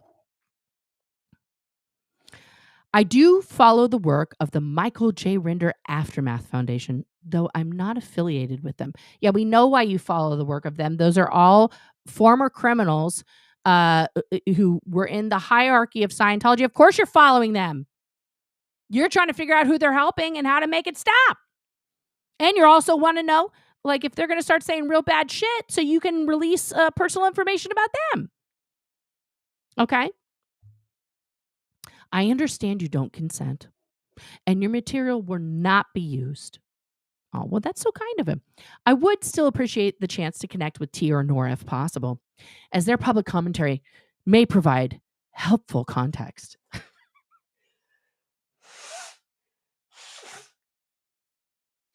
God damn it, I can't breathe. Okay, let me try this piece. And by the way, I saw your Jubilee video. This is to Liz directly. You handled yourself impressively, and you looked very confident and strikingly sexy on camera. If you change your mind, please let me know. I'll be waiting for you. AH. Now he has a new signature. Independent Professional Investigative Consultant. You looked very confident and strikingly sexy. Strikingly sexy. Now, yes, they are asking us for material for the hate page. You are correct. Ding, ding, ding, ding, ding. Okay. So who could possibly be behind this? Who could be behind this? This is, of course, OSA. This is, of course, Scientology. Now, they have a YouTube channel for their hate. They have several YouTube channels. Okay. But their main YouTube, okay, is this one. It's at Stand League. And they unironically call themselves Hate Monitor. Hate Monitor. Like Hall Monitor, but they're monitoring hate. Or they're just making hate. I don't know. Here's all they're on Instagram. They're on Facebook. They have 2 Twitters, guys, because one wasn't enough. 2 Twitters. Stand League and Stand Monitor. And then they have their ridiculous website. Scientologists, this is what STAND stands for. STAND. Okay? STAND. So that should be the letters STAND. 5 letters. Scientologists. S. Taking. T. Action. A. Against. Another A. Discrimination. Where's the end? That's D. There's no N and there's 2 A's. So it should just be STAD. STAD. STAD League. It's the STAD League. Yeah, they don't even know how to spell stand. So these guys, they've been really going after Alex. They really hate Alex. They really fucking hate him. Look at all this promotion for Alex. Just look at it. Just look at it. So we're going to skip. Oh, they even put, wow, they even did one. Look at that. This is also about Alex, but they put, what's her face? I can't remember her name right now. But let's go to the oldest. Oh! Now, here's the irony. Most of these people in these videos are Scientologists. This woman right here, Stephanie. Hi, Stephanie. Hi, Stephanie. This is a girl. I shouldn't say girl. She's a woman. She's a grown-ass woman now. But I've known her since she was about 10 years old. I was her teacher. She is an aspiring actress, well into her late 30s, early 40s, still trying to make it there in Hollywood. This is the best acting she's ever done. The fact that this show is considered a documentary. This is her talking about Leah Remini. This is her response. Is a complete joke. It's a joke. It's scripted. These people are basically actors. They're told.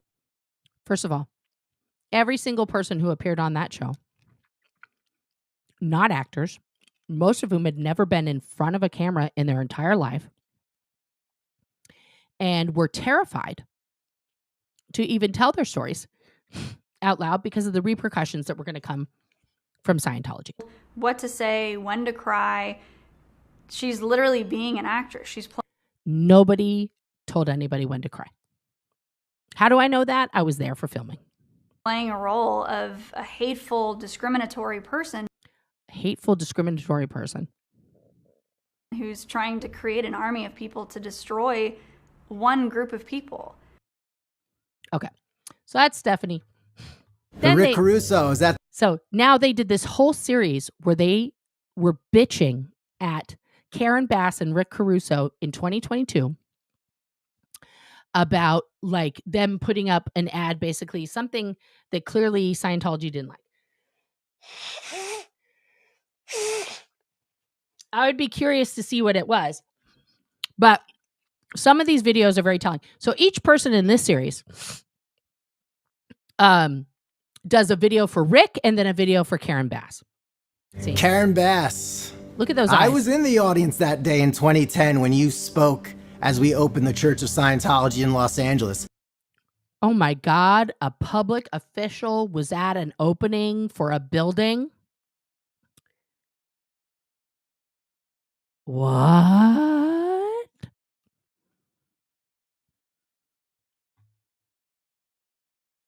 What?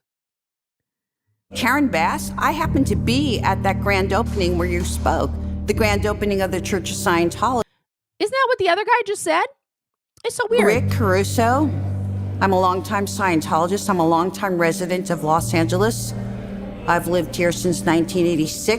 I've smoked 20 packs of cigarettes a day and I'm still here. To you, Karen. I don't know this lady. When I saw this ad come out. Guys, we have to watch this man. I'm going to try to like move him up. I'm going to hold it here. But I really, please, my gaydar is like electrified right now. I'm not even gay enough to be at the gay club with this guy. Okay. Please listen. I was not only highly disappointed, but I was outraged because for Karen Bass and Rick Caruso to be using our church as a political football is not only disgusting, but it has no place in our politics. And it's very concerning that the next mayor of our city, Rick Caruso, coming from somebody that's worked in and out of government and in politics, you need to find a better campaign. Gay! I'm sorry. You can't be gay in Scientology, honey. But you see that necklace around his neck here, which is the theta symbol? It's technically just the Greek letter theta. That's like a couple $1,000s right there.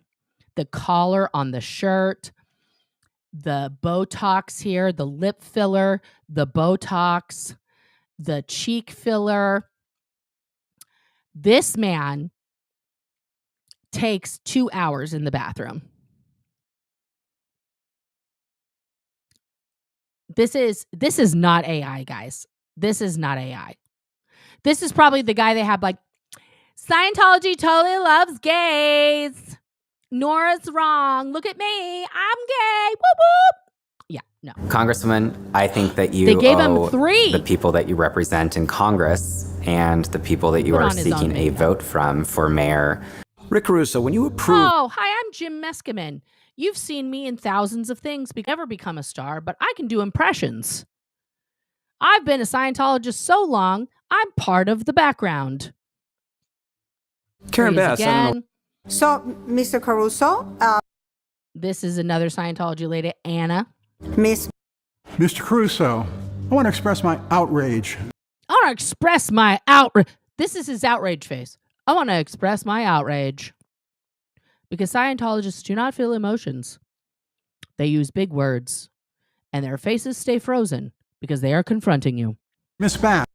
Rick Caruso and... This lady's a born-in. She was in the Sea Org at one time. Now she's not. She's a mom. This is the problem I have, Rick. I've been in Scientology since Lafayette. Here's my problem. With your ad. When the ad came out, I was given many calls by the... Oh, the interfaith. Guys, every day I talk to the interfaith community. I talk to those interfaith people. We all get together and talk about faith. First of all, there's no faith in Scientology. There's no faith in, that's a lie. There's no faith in Scientology. Okay? There's no faith. You don't have faith. You know. Period. Karen Bass, you know, as a fellow, that lady. Well, Miss Bass, I'm really disappointed in your... I'm disappointed that this goatee is half on my face. And I hope that nobody notices. Because it just, that patch doesn't grow right there. I can't get that part to have hair, but I'm going to just pretend like everything's fine, just like I pretend that I'm not in a cult. Okay. Well, Mr. Cruz. Karen Bass, Karen Bass. I was pleased to see you come and help us inaugurate our building. You came to our building, bitch. You came to our building. That made me happy in 2010. 12 years later, you're a meanie poopy pants. Rick, my church is not political. That is a lie. My church is not political. Congresswoman Bass. Oh, I forgot. We're with the Nation of Islam. Congresswoman Bass. Honey child girl, do you not know who you messing with? I'm the head of the Nation of Islam, baby. You better come correct. I never thought I would have to talk to you about religious bigotry. Girl, we know where you live. Mr. Caruso. Message to those political. Who's this? Who's this? It's the dad of the girls who ran from the building, who he had security chase after them, pretending he wasn't a Scientologist. It's the guy. It's the guy. They list him as news reporter. They don't even use his first name. Rick, I just want to tell you. Rick, I'm still alive here. My head is stuck like this. And I'm blinking a lot, but I want to tell you something very important. When I first saw that ad come out where you were using Karen Bass and the Church of Scientology, one of the things I heard. Mr. Caruso would do research. That lady is a longtime Scientologist. Rick Caruso. This guy is an Angelino human rights advocate. It is really. This is a pastor. You can tell he has pastor hair. He needs to get some plugs to get that evangelical higher to look at. I have reaching the Lord hair here. He does not. This is sad. Sad. I believe here's Karen, another Angelino. I would like to speak directly. This is a South Central LA leader. Ma'am, run from the Church of Scientology. They are not helping you. You're probably a good person. As a man, This person's probably a good I would person. say to Another activist, not when Scientologist. you step over the line. This is a Christian community Señor leader. Caruso, lo que está haciendo. Look, we've got a Spanish guy in priest garb. I've seen This is another bishop. Karen Bass. Scientologist. I feel like Also, I was her school teacher. Jesus Christ, we're getting old. I'm freaking myself out right now. I didn't realize who that was. Okay. Karen, as a. I've never seen this man before in my life. Mr. Caruso. Look at this guy. This just screams Sister Wives. This is what Cody from Sister Wives thinks he looks like. This is Mark. He realized at some point he had a lot of hair. And he's like, I'm just going to keep growing it out. I'm going to do the Father Christian thing. Like, oh, honey. Rick, I've seen your ad. Scott! This is a Scott. I've seen your ad. Your ad's a disgrace. It's You a know nothing disgrace. about religion. Don't throw political. Big eyes. Big eyes. He's making Karen. a point here. so. Now, this lady's from South Africa. I'm trying to remember if this is the lady I was in the concentration camp with or not. Yeah. But I love South African accents. Honestly, when I was watching that ad, Mr. Caruso, Mr. Cariso. I love everything. I don't know who this lady is. Mr. Caruso. This guy used to be a student in my classroom at the Celebrity Center. He's not a celebrity. He's just there all the time. He's British. So, I really don't understand why I don't understand why you think you can do those things. can. Miss Bass, I was so. This lady, Coco, she's been in a Mr. long Caruso. time. So, Karen Bass, for you to Jesse's a born-in. make a statement, Rick Caruso using Scientology. I have to tell you, Ms. Bass. I'm so broke because Scientology took all of my money, but I'm free. In reference to the statement now by this guy, guys, this is Jeff Pomerantz. He used to be the announcer for all of the events. And he would be like, welcome to the 1995 Dianetics Phoenix event, right? Okay, just listen to the voice. Rick Caruso and by Karen Bass. But also, honey, what happened here? You're gray and you are so broke now you can only afford the dye for the chin portion of your beard. The reason why he stopped, guys, the reason why Jeff Pomerantz doesn't do the announcing, welcome to the IAS. Yeah. You know why he doesn't do the announcing anymore? Not because his voice isn't like butter. It's a great radio voice. Because he's a raging drunk. And they cannot get him off the sauce. Okay? They cannot get this. Look at him. This looks like, I mean, he's probably drunk right here. Yes, Queen of Karma. He narrated the video. Oh, she's back. Rick Caruso and Karen Bass, you've done. This is another guy who's a former Sea Org member, Jim. Rick Caruso and Karen Bass. This is another child of Scientology that they're controlling. Karen Bass. This lady's kids are all in there. They're probably in the Sea Org. Rick, I think you should. Rick, I want you to listen closely, Rick. I'm speaking sternly, Rick. Really take a look at things for yourself rather than do that. Really examine what you're doing, Rick. Karen Bass, you should. This one disappoints me more than anything in the whole world. This is Harriet Schock, my former aunt. I say former because she is the aunt of my stepmother, who was married to my father when he passed in 1995. She's a Grammy Award-winning composer, songwriter. She's been in Scientology for a million years. And it's disappointing to me that she's still there. Because at her core, because I know her, she is a good person. She's a Texan. She's tough as shit. And she's a kind, generous woman. She's probably hasn't done anything in Scientology like actively for years, but she's staunchly defending it. And when I see people like this, it reminds me of when I was doing the same thing for Aaron. Blind dedication because of the one time you got something good out of it, etc. If she could break free from the cult, she would do a lot. She is a very smart woman.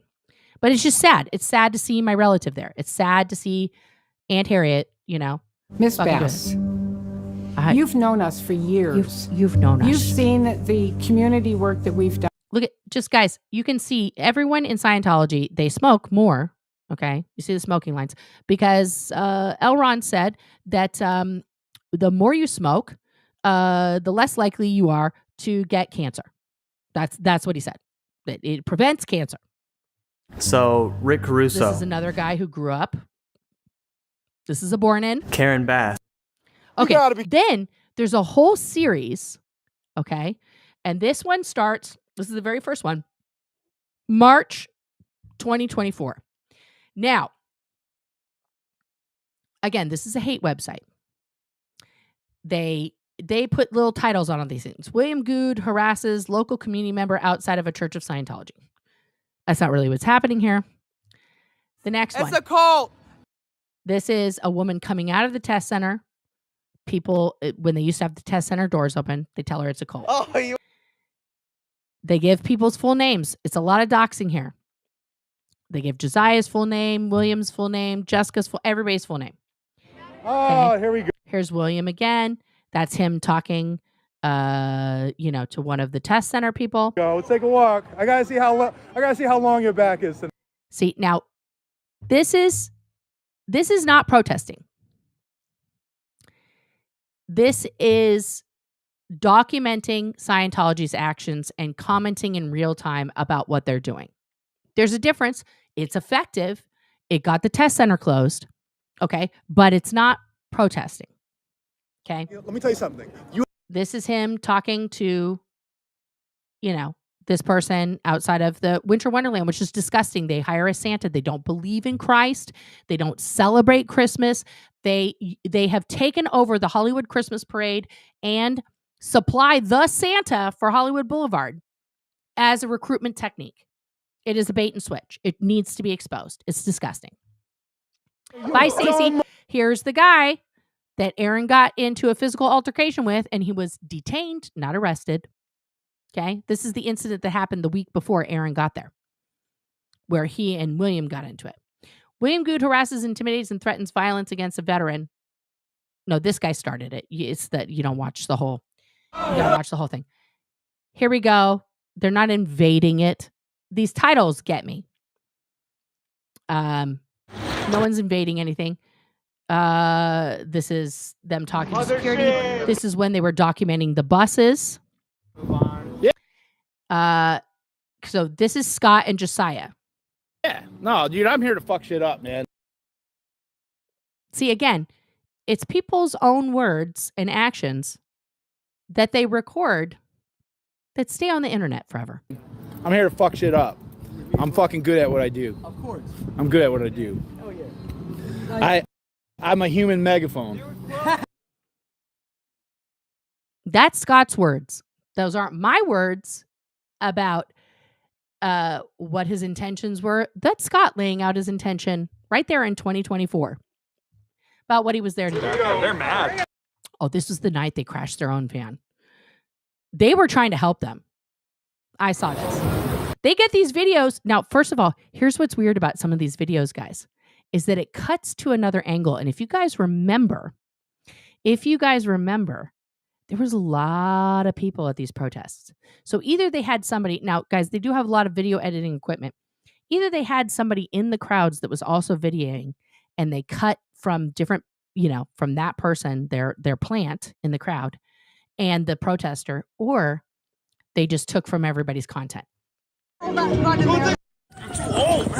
Okay, this is them when they were chasing the vans. Some of these things, guys, I didn't agree with at the time. I told them to stop doing it. Nobody listens to me. Doug, an anti-Scientology co-conspirator, happens to be on the scene when another LAFD swatting call forces a response. Yeah, who was calling all that in, Stand League? No, please don't stop here. Are you kidding me? I don't remember, Doug. There we go, Jessica. Jessica, an anti-Scientology co-conspirator of William Good, uses a megaphone to harass staff. Like these titles. This is another swatting. Scott Hochstetter calls the LAFD idiots and morons when they're forced to respond to a swatting call at a local restaurant. Fire department, look at this. Now, the documentation that they got outside La I'm the fire, Poubelle. man. I'm the fire. I'm the fire, man. Again, Scott's words, not my opinion of his actions, will prove in court exactly what they're trying to prove. Yes. You idiots. You're morons. That's 1, 2, 3, 4, 5, 6, 7, 5. Like, don't disrespect. Well, because here's the reason, Peter. First of all, they have some Aja content up. Aja's gone. Right? She's not on YouTube anymore. Scott's original channel, Defender of Ants, was struck. And then that name was taken by Dad Ant. And so these videos that you're looking at are probably the only copies of that. That's why. Scott can't copyright strike this channel because he doesn't actually have that content anymore. Shame. Just follow me. Just keep on walking. Keep on walking. Avoid problems. Buddy, So this is a neighbor trying to tell him no. All right, third. There's That's a waste of time. Chris without a Hellcat. Shame. Especially you. Why you got to sound so loud? Hey, let me. That's right. That's right. That guy is threatening to blow up the test center. Jessica in her car. Okay, look at this footage Streamer here. Wars here, y'all. We'll get the front row seats here. Everyone's here. Solomon. Everyone's chilling. We got pizza. Yeah. Everyone. Look at how many people used to be out protesting every night at La Poubelle. What's up, everybody? All right. All right. Streets is here. Okay. Okay. Very true, Queen of Karma. That's how the copyright process works. Good job, man. Let's get these shots here, man. This is content. Non-stop. Non-stop. Holy. Yeah, go back to bed. Did he fall? Cue the hussies! Cue the hussies! What Cue about that the is hussies! protesting? Cue the hussies! What about Scott screaming and following women out of a restaurant late night in Hollywood saying, cue the hussies, is protesting Scientology? Real question. Real question. So it goes on and on. They have all this stuff, and then they go into how they hate Alex. Now, the Stan League, their blog is here. Okay, this is the stanleague.org. And oh no, they have all this Leah Remini stuff. Now, who runs the Stan League? Well, let's go over that. Because this is an OSA front. This is an OSA op, this whole thing.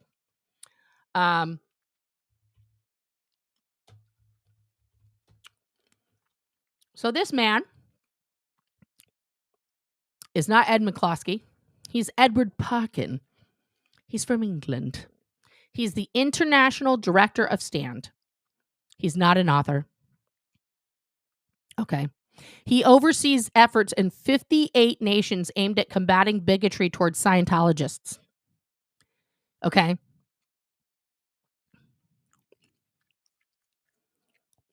This man and I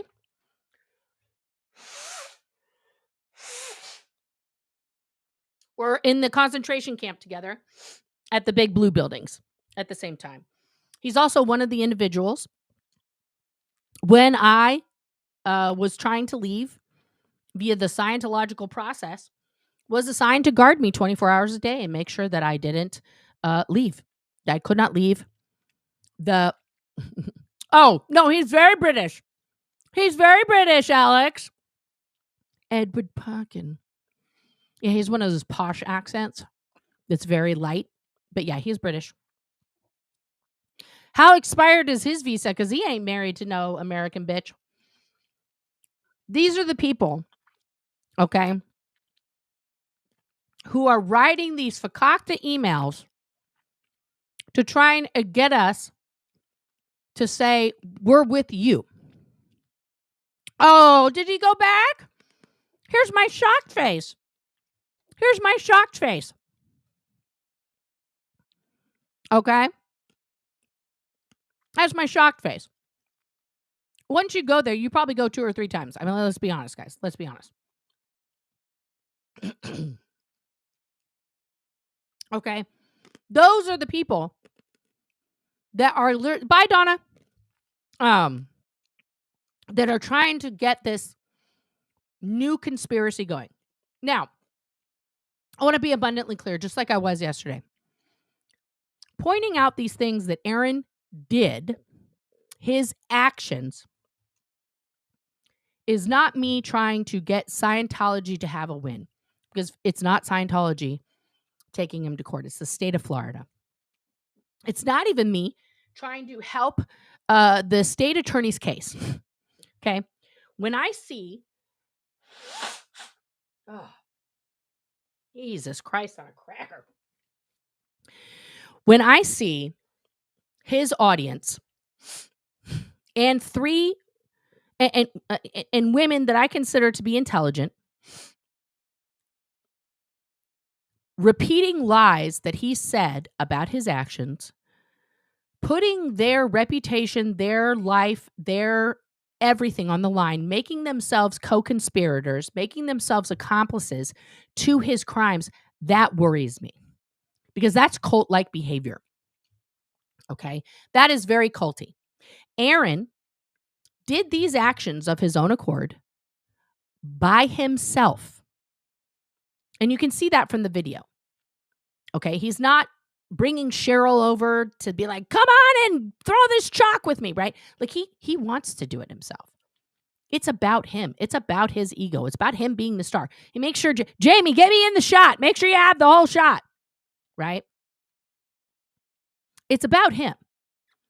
But those actions that he's doing are incredibly destructive, okay? And now they are criminal.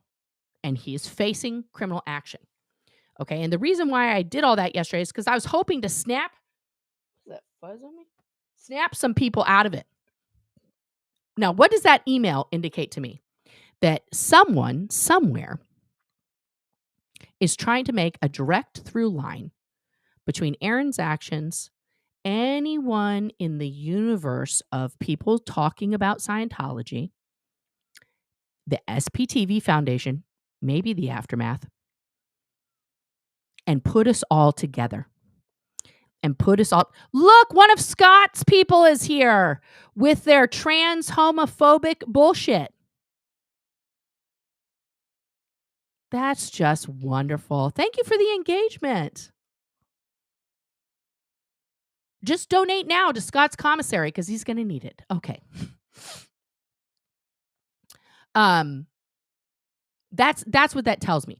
The other thing that this indicates to me, right, is that Liz, T, and I are three very smart women. We're very detail oriented. Okay. And yes, we have broken down these things in a very direct, factual way. Okay. Independently. We don't work together on this. And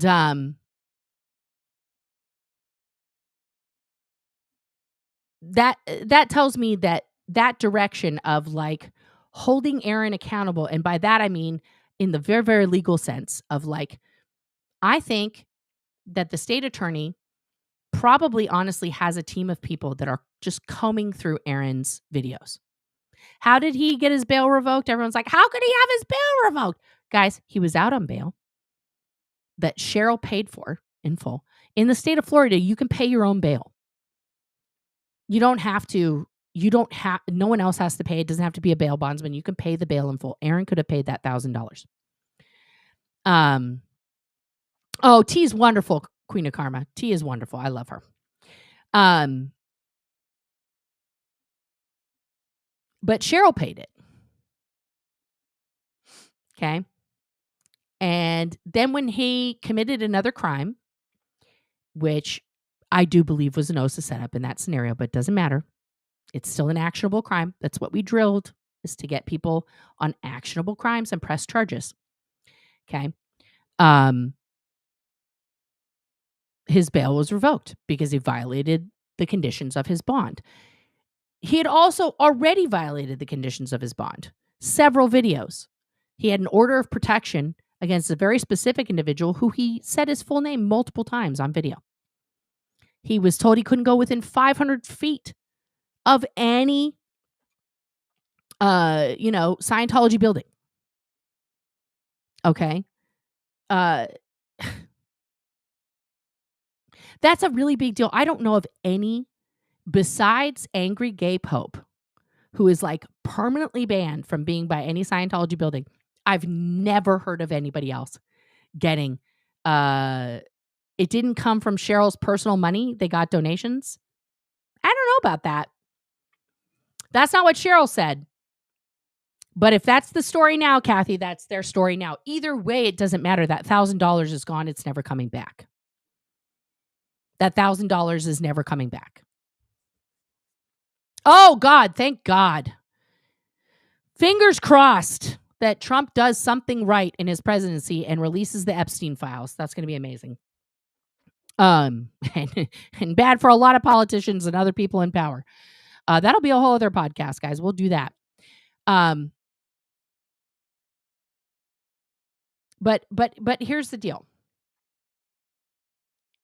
This little molehill, Aaron Smith Levin, and these incidents, as people want to refer to them, the Smurfing incident and the door incident and whatever the fuck else, this can, in my personal opinion, will be made into a mountain. Because that email also indicates to me that they're trying to put us in a group. What did Anthony D'Amato say over and over? That we're a gang, that we're doing all these things. What is Scott saying now? That we're a gang, that we're doing all, he's trying to put us all together in a RICO case. He wants to subpoena David Miscavige. Scientology, the Office of Special Affairs, Tony, and Scott are all saying the same things. That's why I go, if it quacks like a duck, it's a duck. When you are saying the same things to me or to your public that the Office of Special Affairs is emailing me about, that tells me you're part of it. Okay? Like, you're part of it. Okay? That's what that means. So, yesterday, my intention with my video was to show facts, to show actions. That's what I did. Aaron's actions that he has recorded himself doing, much like the actions that Scott Hochstetter has recorded himself doing, and Anthony D'Amato has recorded himself doing, have legal consequences. All three of these gentlemen are facing legal consequences. Okay? For not because Scientology hates them. Scientology hates me. The difference is I don't break the law. I don't break the law. I'm about as vanilla as they come, y'all. Sorry. Hate to break the news to everybody. I'm not that exciting. Yes, I am a lesbian. Thank you. Thank you. You win a prize. You win a prize. How to spot a lesbian. Tune into my channel. All right.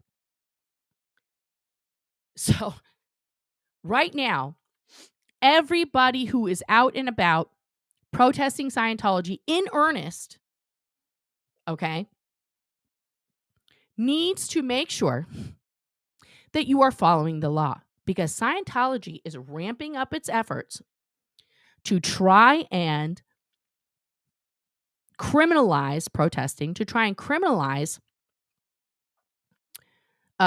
people who give a shit and are trying to actually help. Okay, I'll give you a perfect example. The scooter guy who ran his fucking scooter into Danny. Right? You guys remember that?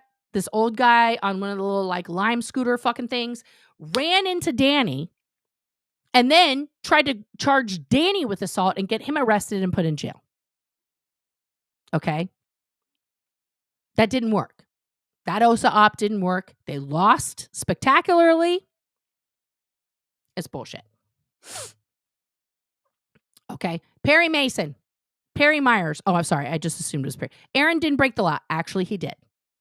What he did, the officer told him right up front, it was battery. What he did. 100% battery. There's no ifs, ands, or buts about it. We watched it. It's a battery. You cannot throw anything at anybody. It doesn't matter how heavy the thing is or not. I don't try to take Aaron down. I was discussing factually the actions that he did. Okay? We're not on the same side. You know why we're not on the same side? Because Aaron's side is Aaron. My side is being an advocate for survivors and trying to educate people about the evils of Scientology. That's the difference. So no, we're not on the same side. I'm not on Aaron's side because he does illegal things and he's cruel and he doesn't follow the law. So no, I'm not on his side. I'm also not on the side of Scientology. Cher, that's also not true. He was not effective. And yes, an example will be made of him and he'll be in jail because he did illegal things. And he was not effective. And no one left Scientology because of Scott Hochstetter. Nobody decided, Scientology is a cult because of Scott Hochstetter. Scott's actions in the now time against me, against Laura, against anybody he deems his enemy are very Scientology share.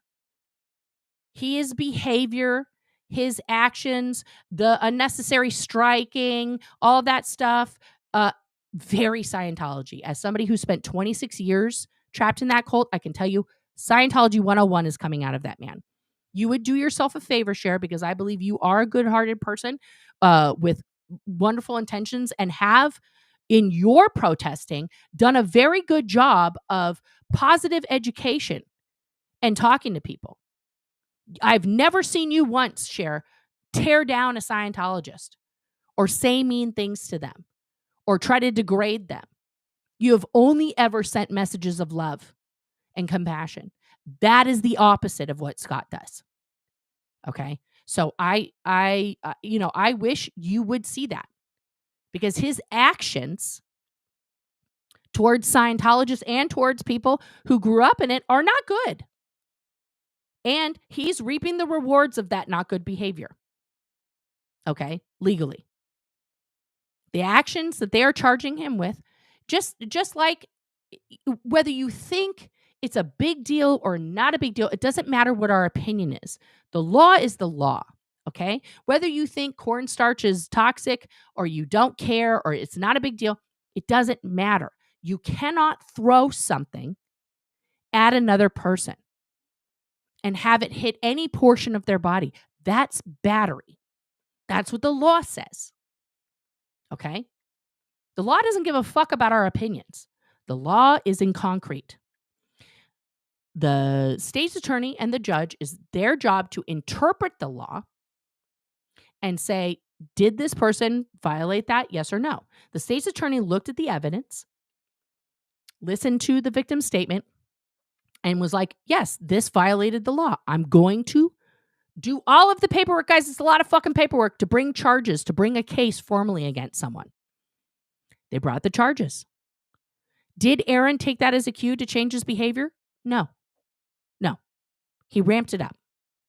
Okay? When Scott was detained the first time in Los Angeles, okay? The first time outside of La Poubelle for the Motley Crue incident, did that change his behavior?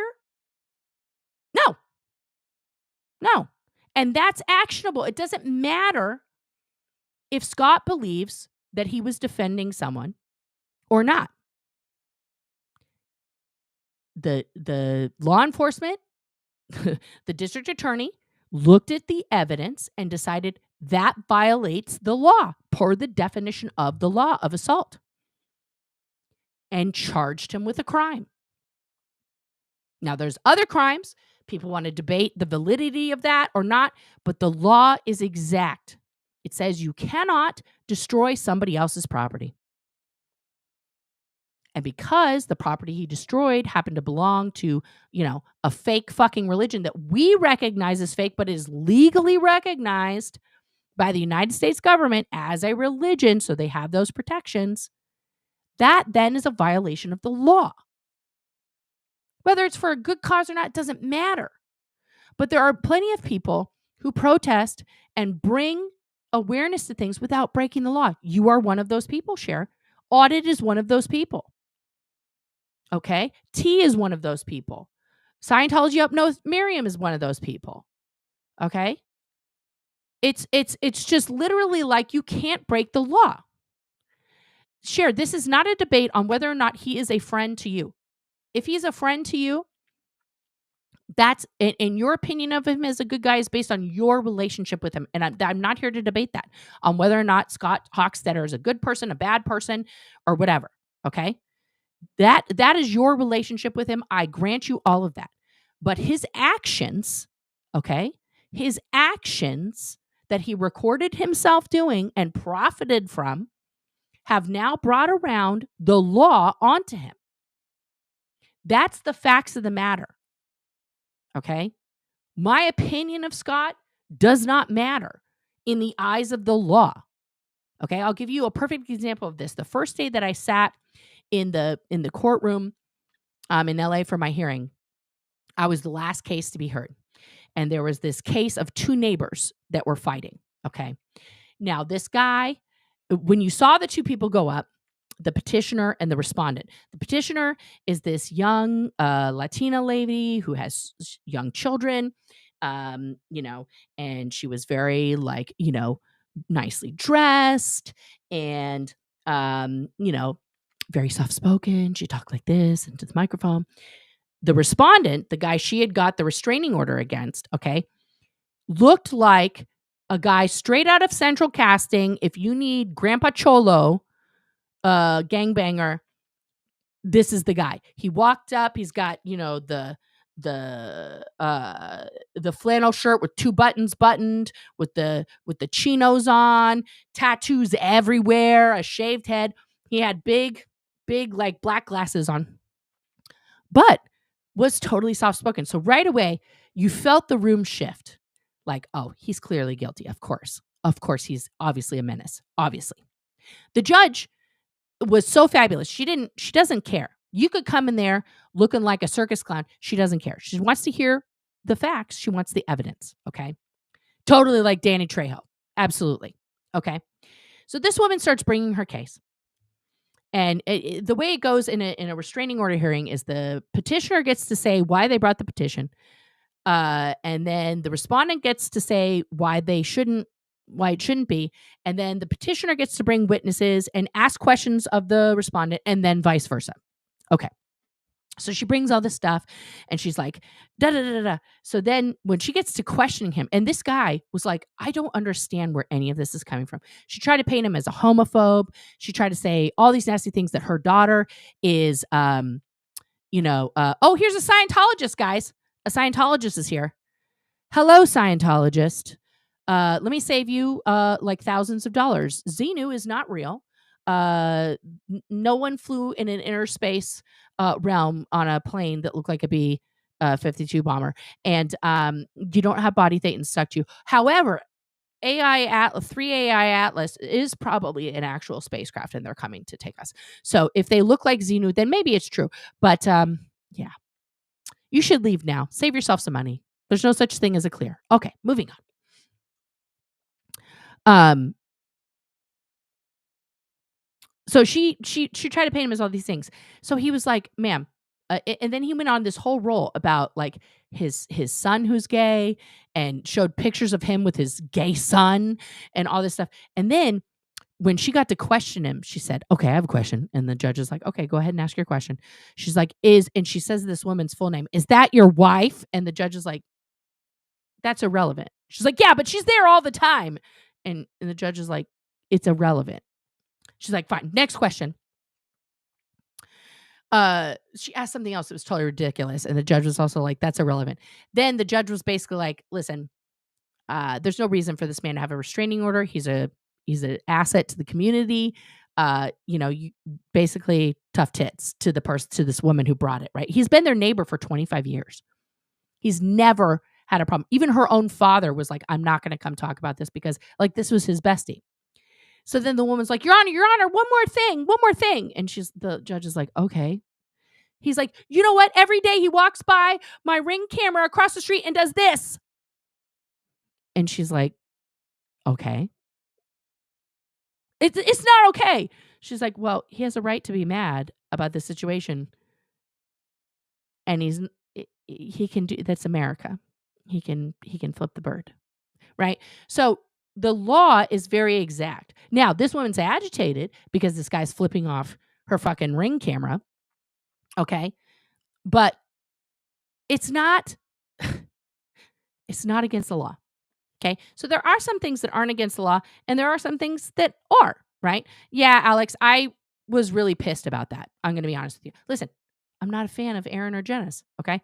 That was a very big PR stunt. They went in there. They didn't tell Audit, which I thought was fucking rude. That's her turf. She's there every fucking day. Tell her there's a reporter from the LA Times. She would have been able to tell them a lot of shit that's been going on behind the scenes that she's been working on. But no, it was the Aaron Jenna Surge show to come and talk to the LAPD about what? It wasn't even relevant, guys. This is not a forum to tell your sob story. It's a forum to get police reform, to be very specific. It was a waste of that opportunity. Okay. And then, first of all, and I want to be exact, again, facts, because I was watching everybody's stream simultaneously. William was there, Aaron was there, Jen was there. They're all streaming. They started it with Scott.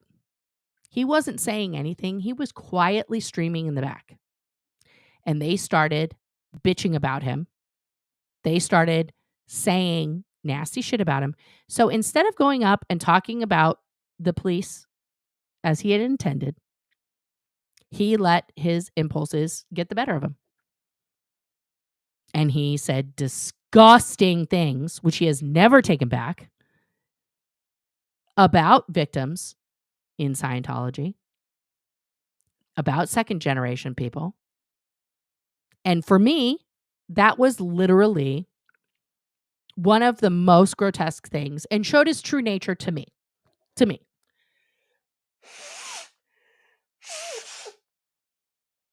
Because being an advocate for victims of trauma, okay? Sorry, guys. My throat is killing me right now. I got to end soon. Being an advocate for victims of trauma, I liken that to being a parent. Okay? Oh, no. I don't know who you're talking about, Benson. Who attacked who? Please use names. It's too many pronouns. So being an advocate for victims of trauma is hard because victims of trauma, survivors of trauma, cannot regulate their emotions. It's a near impossibility for most of us because of the trauma has fucked our brains. And sometimes those people are going to lash out. Sometimes those people are going to have a big emotion, just like your kids do, right? And you have to be patient. You have to be kind, right? You have to take it easy. Scott is not able to do that. Scott's not able to do that. And he shouldn't be in those spaces, in my opinion. It's America. He's free to move about the cabin, except for by Scientology. Because he has a restraining order against him.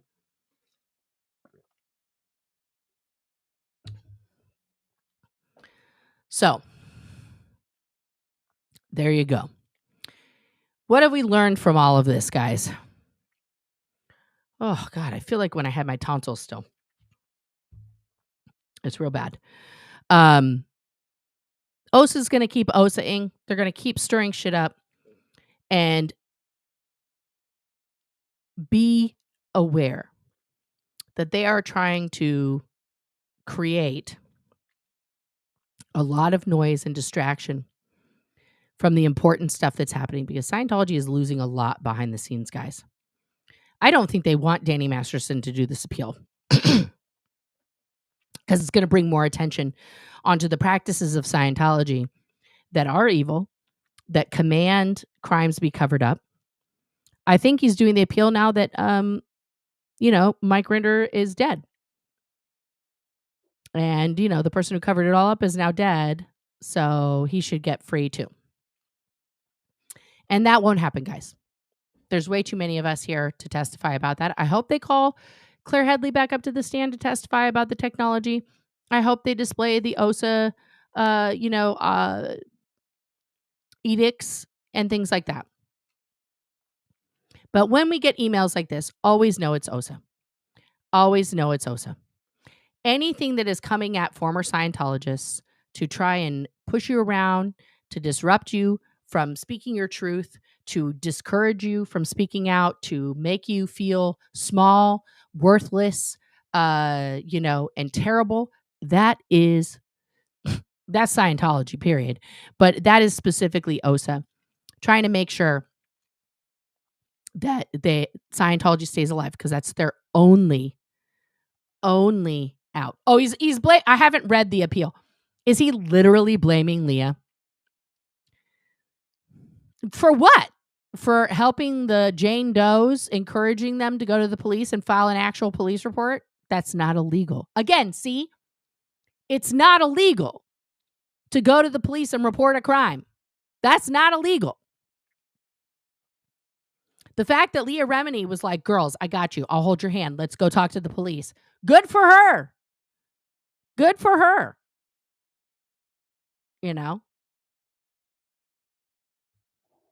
But of course, it's easy to blame Leah. Danny, put that mirror right in front of your face. That's the person to blame. You are a serial rapist. You have assaulted multiple women, more than the 3 that brought the case against you. Your wife left you. She is also one of your victims. Your children don't even have your last name. Netflix fucking canceled your shit. Why? Because you're not a good person. Okay? In your case, the only reason Scientology is brought up in your case is because They were part of it.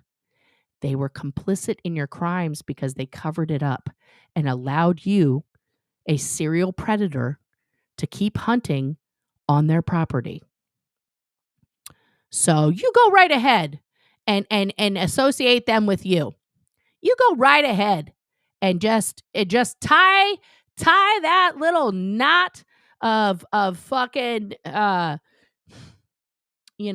association real tight, because I would love to have the Church of Scientology, Celebrity Center International, Dave Pettit, Shane Woodruff, Maria, I can't think of her last name right now. Who else? I'm trying to think of all the other executives that would have been involved 2 presidents ago. Have all of them named as co-defendants with you, co-conspirators. I would love it. Love it. Because they were part of it. As was Laura Prepon. As were all of your co-stars, except for Topher Grace, from That 70s Show.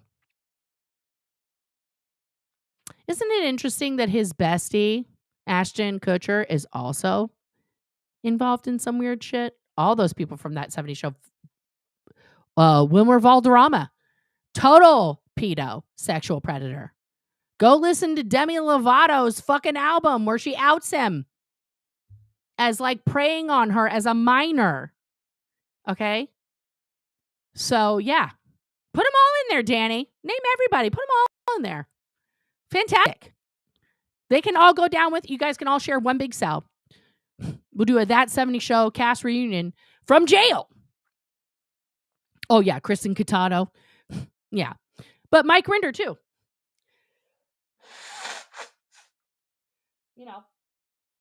He was 100% a part of covering up those crimes, guys. Don't kid yourself. This is why I don't put a Superman cape on that man. He knew every single thing that was going on about that, and he helped cover it up because that was his job. He did his job to cover up crimes. Because Danny Masterson's reach into the world and his ability to recruit people into Scientology was more important than the victims who they punished. The victims were punished. Not Danny. So let that sink in. So guys, here's the deal. I'm just going to recap one more time. When you get weird emails, it's Osa. Don't respond. Don't feel guilty. You are doing nothing wrong. If you get an email from Osa, that just means, hey, you're doing the right thing. Okay? You're doing the right thing. You're exposing Scientology. And doing that is going to come with some backlash. That's just facts. It's going to come with backlash. People will think you're not popular. People will yell at you. They'll say you're bitter. You're a grifter. You're this, that, the other. There's tons of things that happen. Okay? But keep on telling the truth. Keep on putting it out there. And one could say that Aaron's actions that are destructive and against the law are learned behaviors from his time in Scientology. Because that's what we were trained to do. So there you go. Yeah, I would happily stop receiving them too, Alex. I would happily stop receiving them too. Yeah, Anne. Yeah, he could have revealed a lot of stuff, and he didn't. All right, guys, I got to give my throat a rest. I'm tearing it out here. It's awful. I'm starting to sound like I smoke 25 packs a day. Thank you guys for tuning in. Thank you for being here. Thank you for supporting the channel. Thank you to all of the new members and the old members. No, Benson, Aaron is not their biggest threat. You know why Aaron isn't their biggest threat? Because he's not effective against them. He's just talks about it. Their biggest threat is not Aaron Smith-Levin.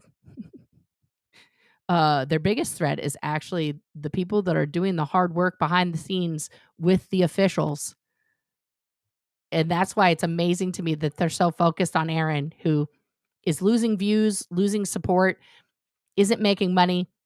That's why he's lashing out, guys. And it's sad. It's sad to see, because like I said, he's a hard worker. He could do anything, and he's made less money in the past doing real estate and other things. I'm sure that'll be fine for him to go back to one day. Anyway, thank you guys so much. I'm gonna go rest. I'm gonna go swallow a bunch of soup. Thank you to my lady mods who are always here, supporting me and helping me. That was a Thelma and a Selma impression. Thank you. This is correct, Jojo. The biggest threat are the never ends. I've said it once. I'll say it 1,000 times. The never ends will bring down Scientology. And that's totally fine with me. And I thank you for all your things. All right. Please go watch all my stuff if you want. It's fun. I'm fun. Become a member. Help me with my legal battle. There's PayPal, Cash App, and Venmo, whatever. Or don't. Or just watch. Thank you for being here. I'll see you guys. Hopefully my throat's better tomorrow. And I will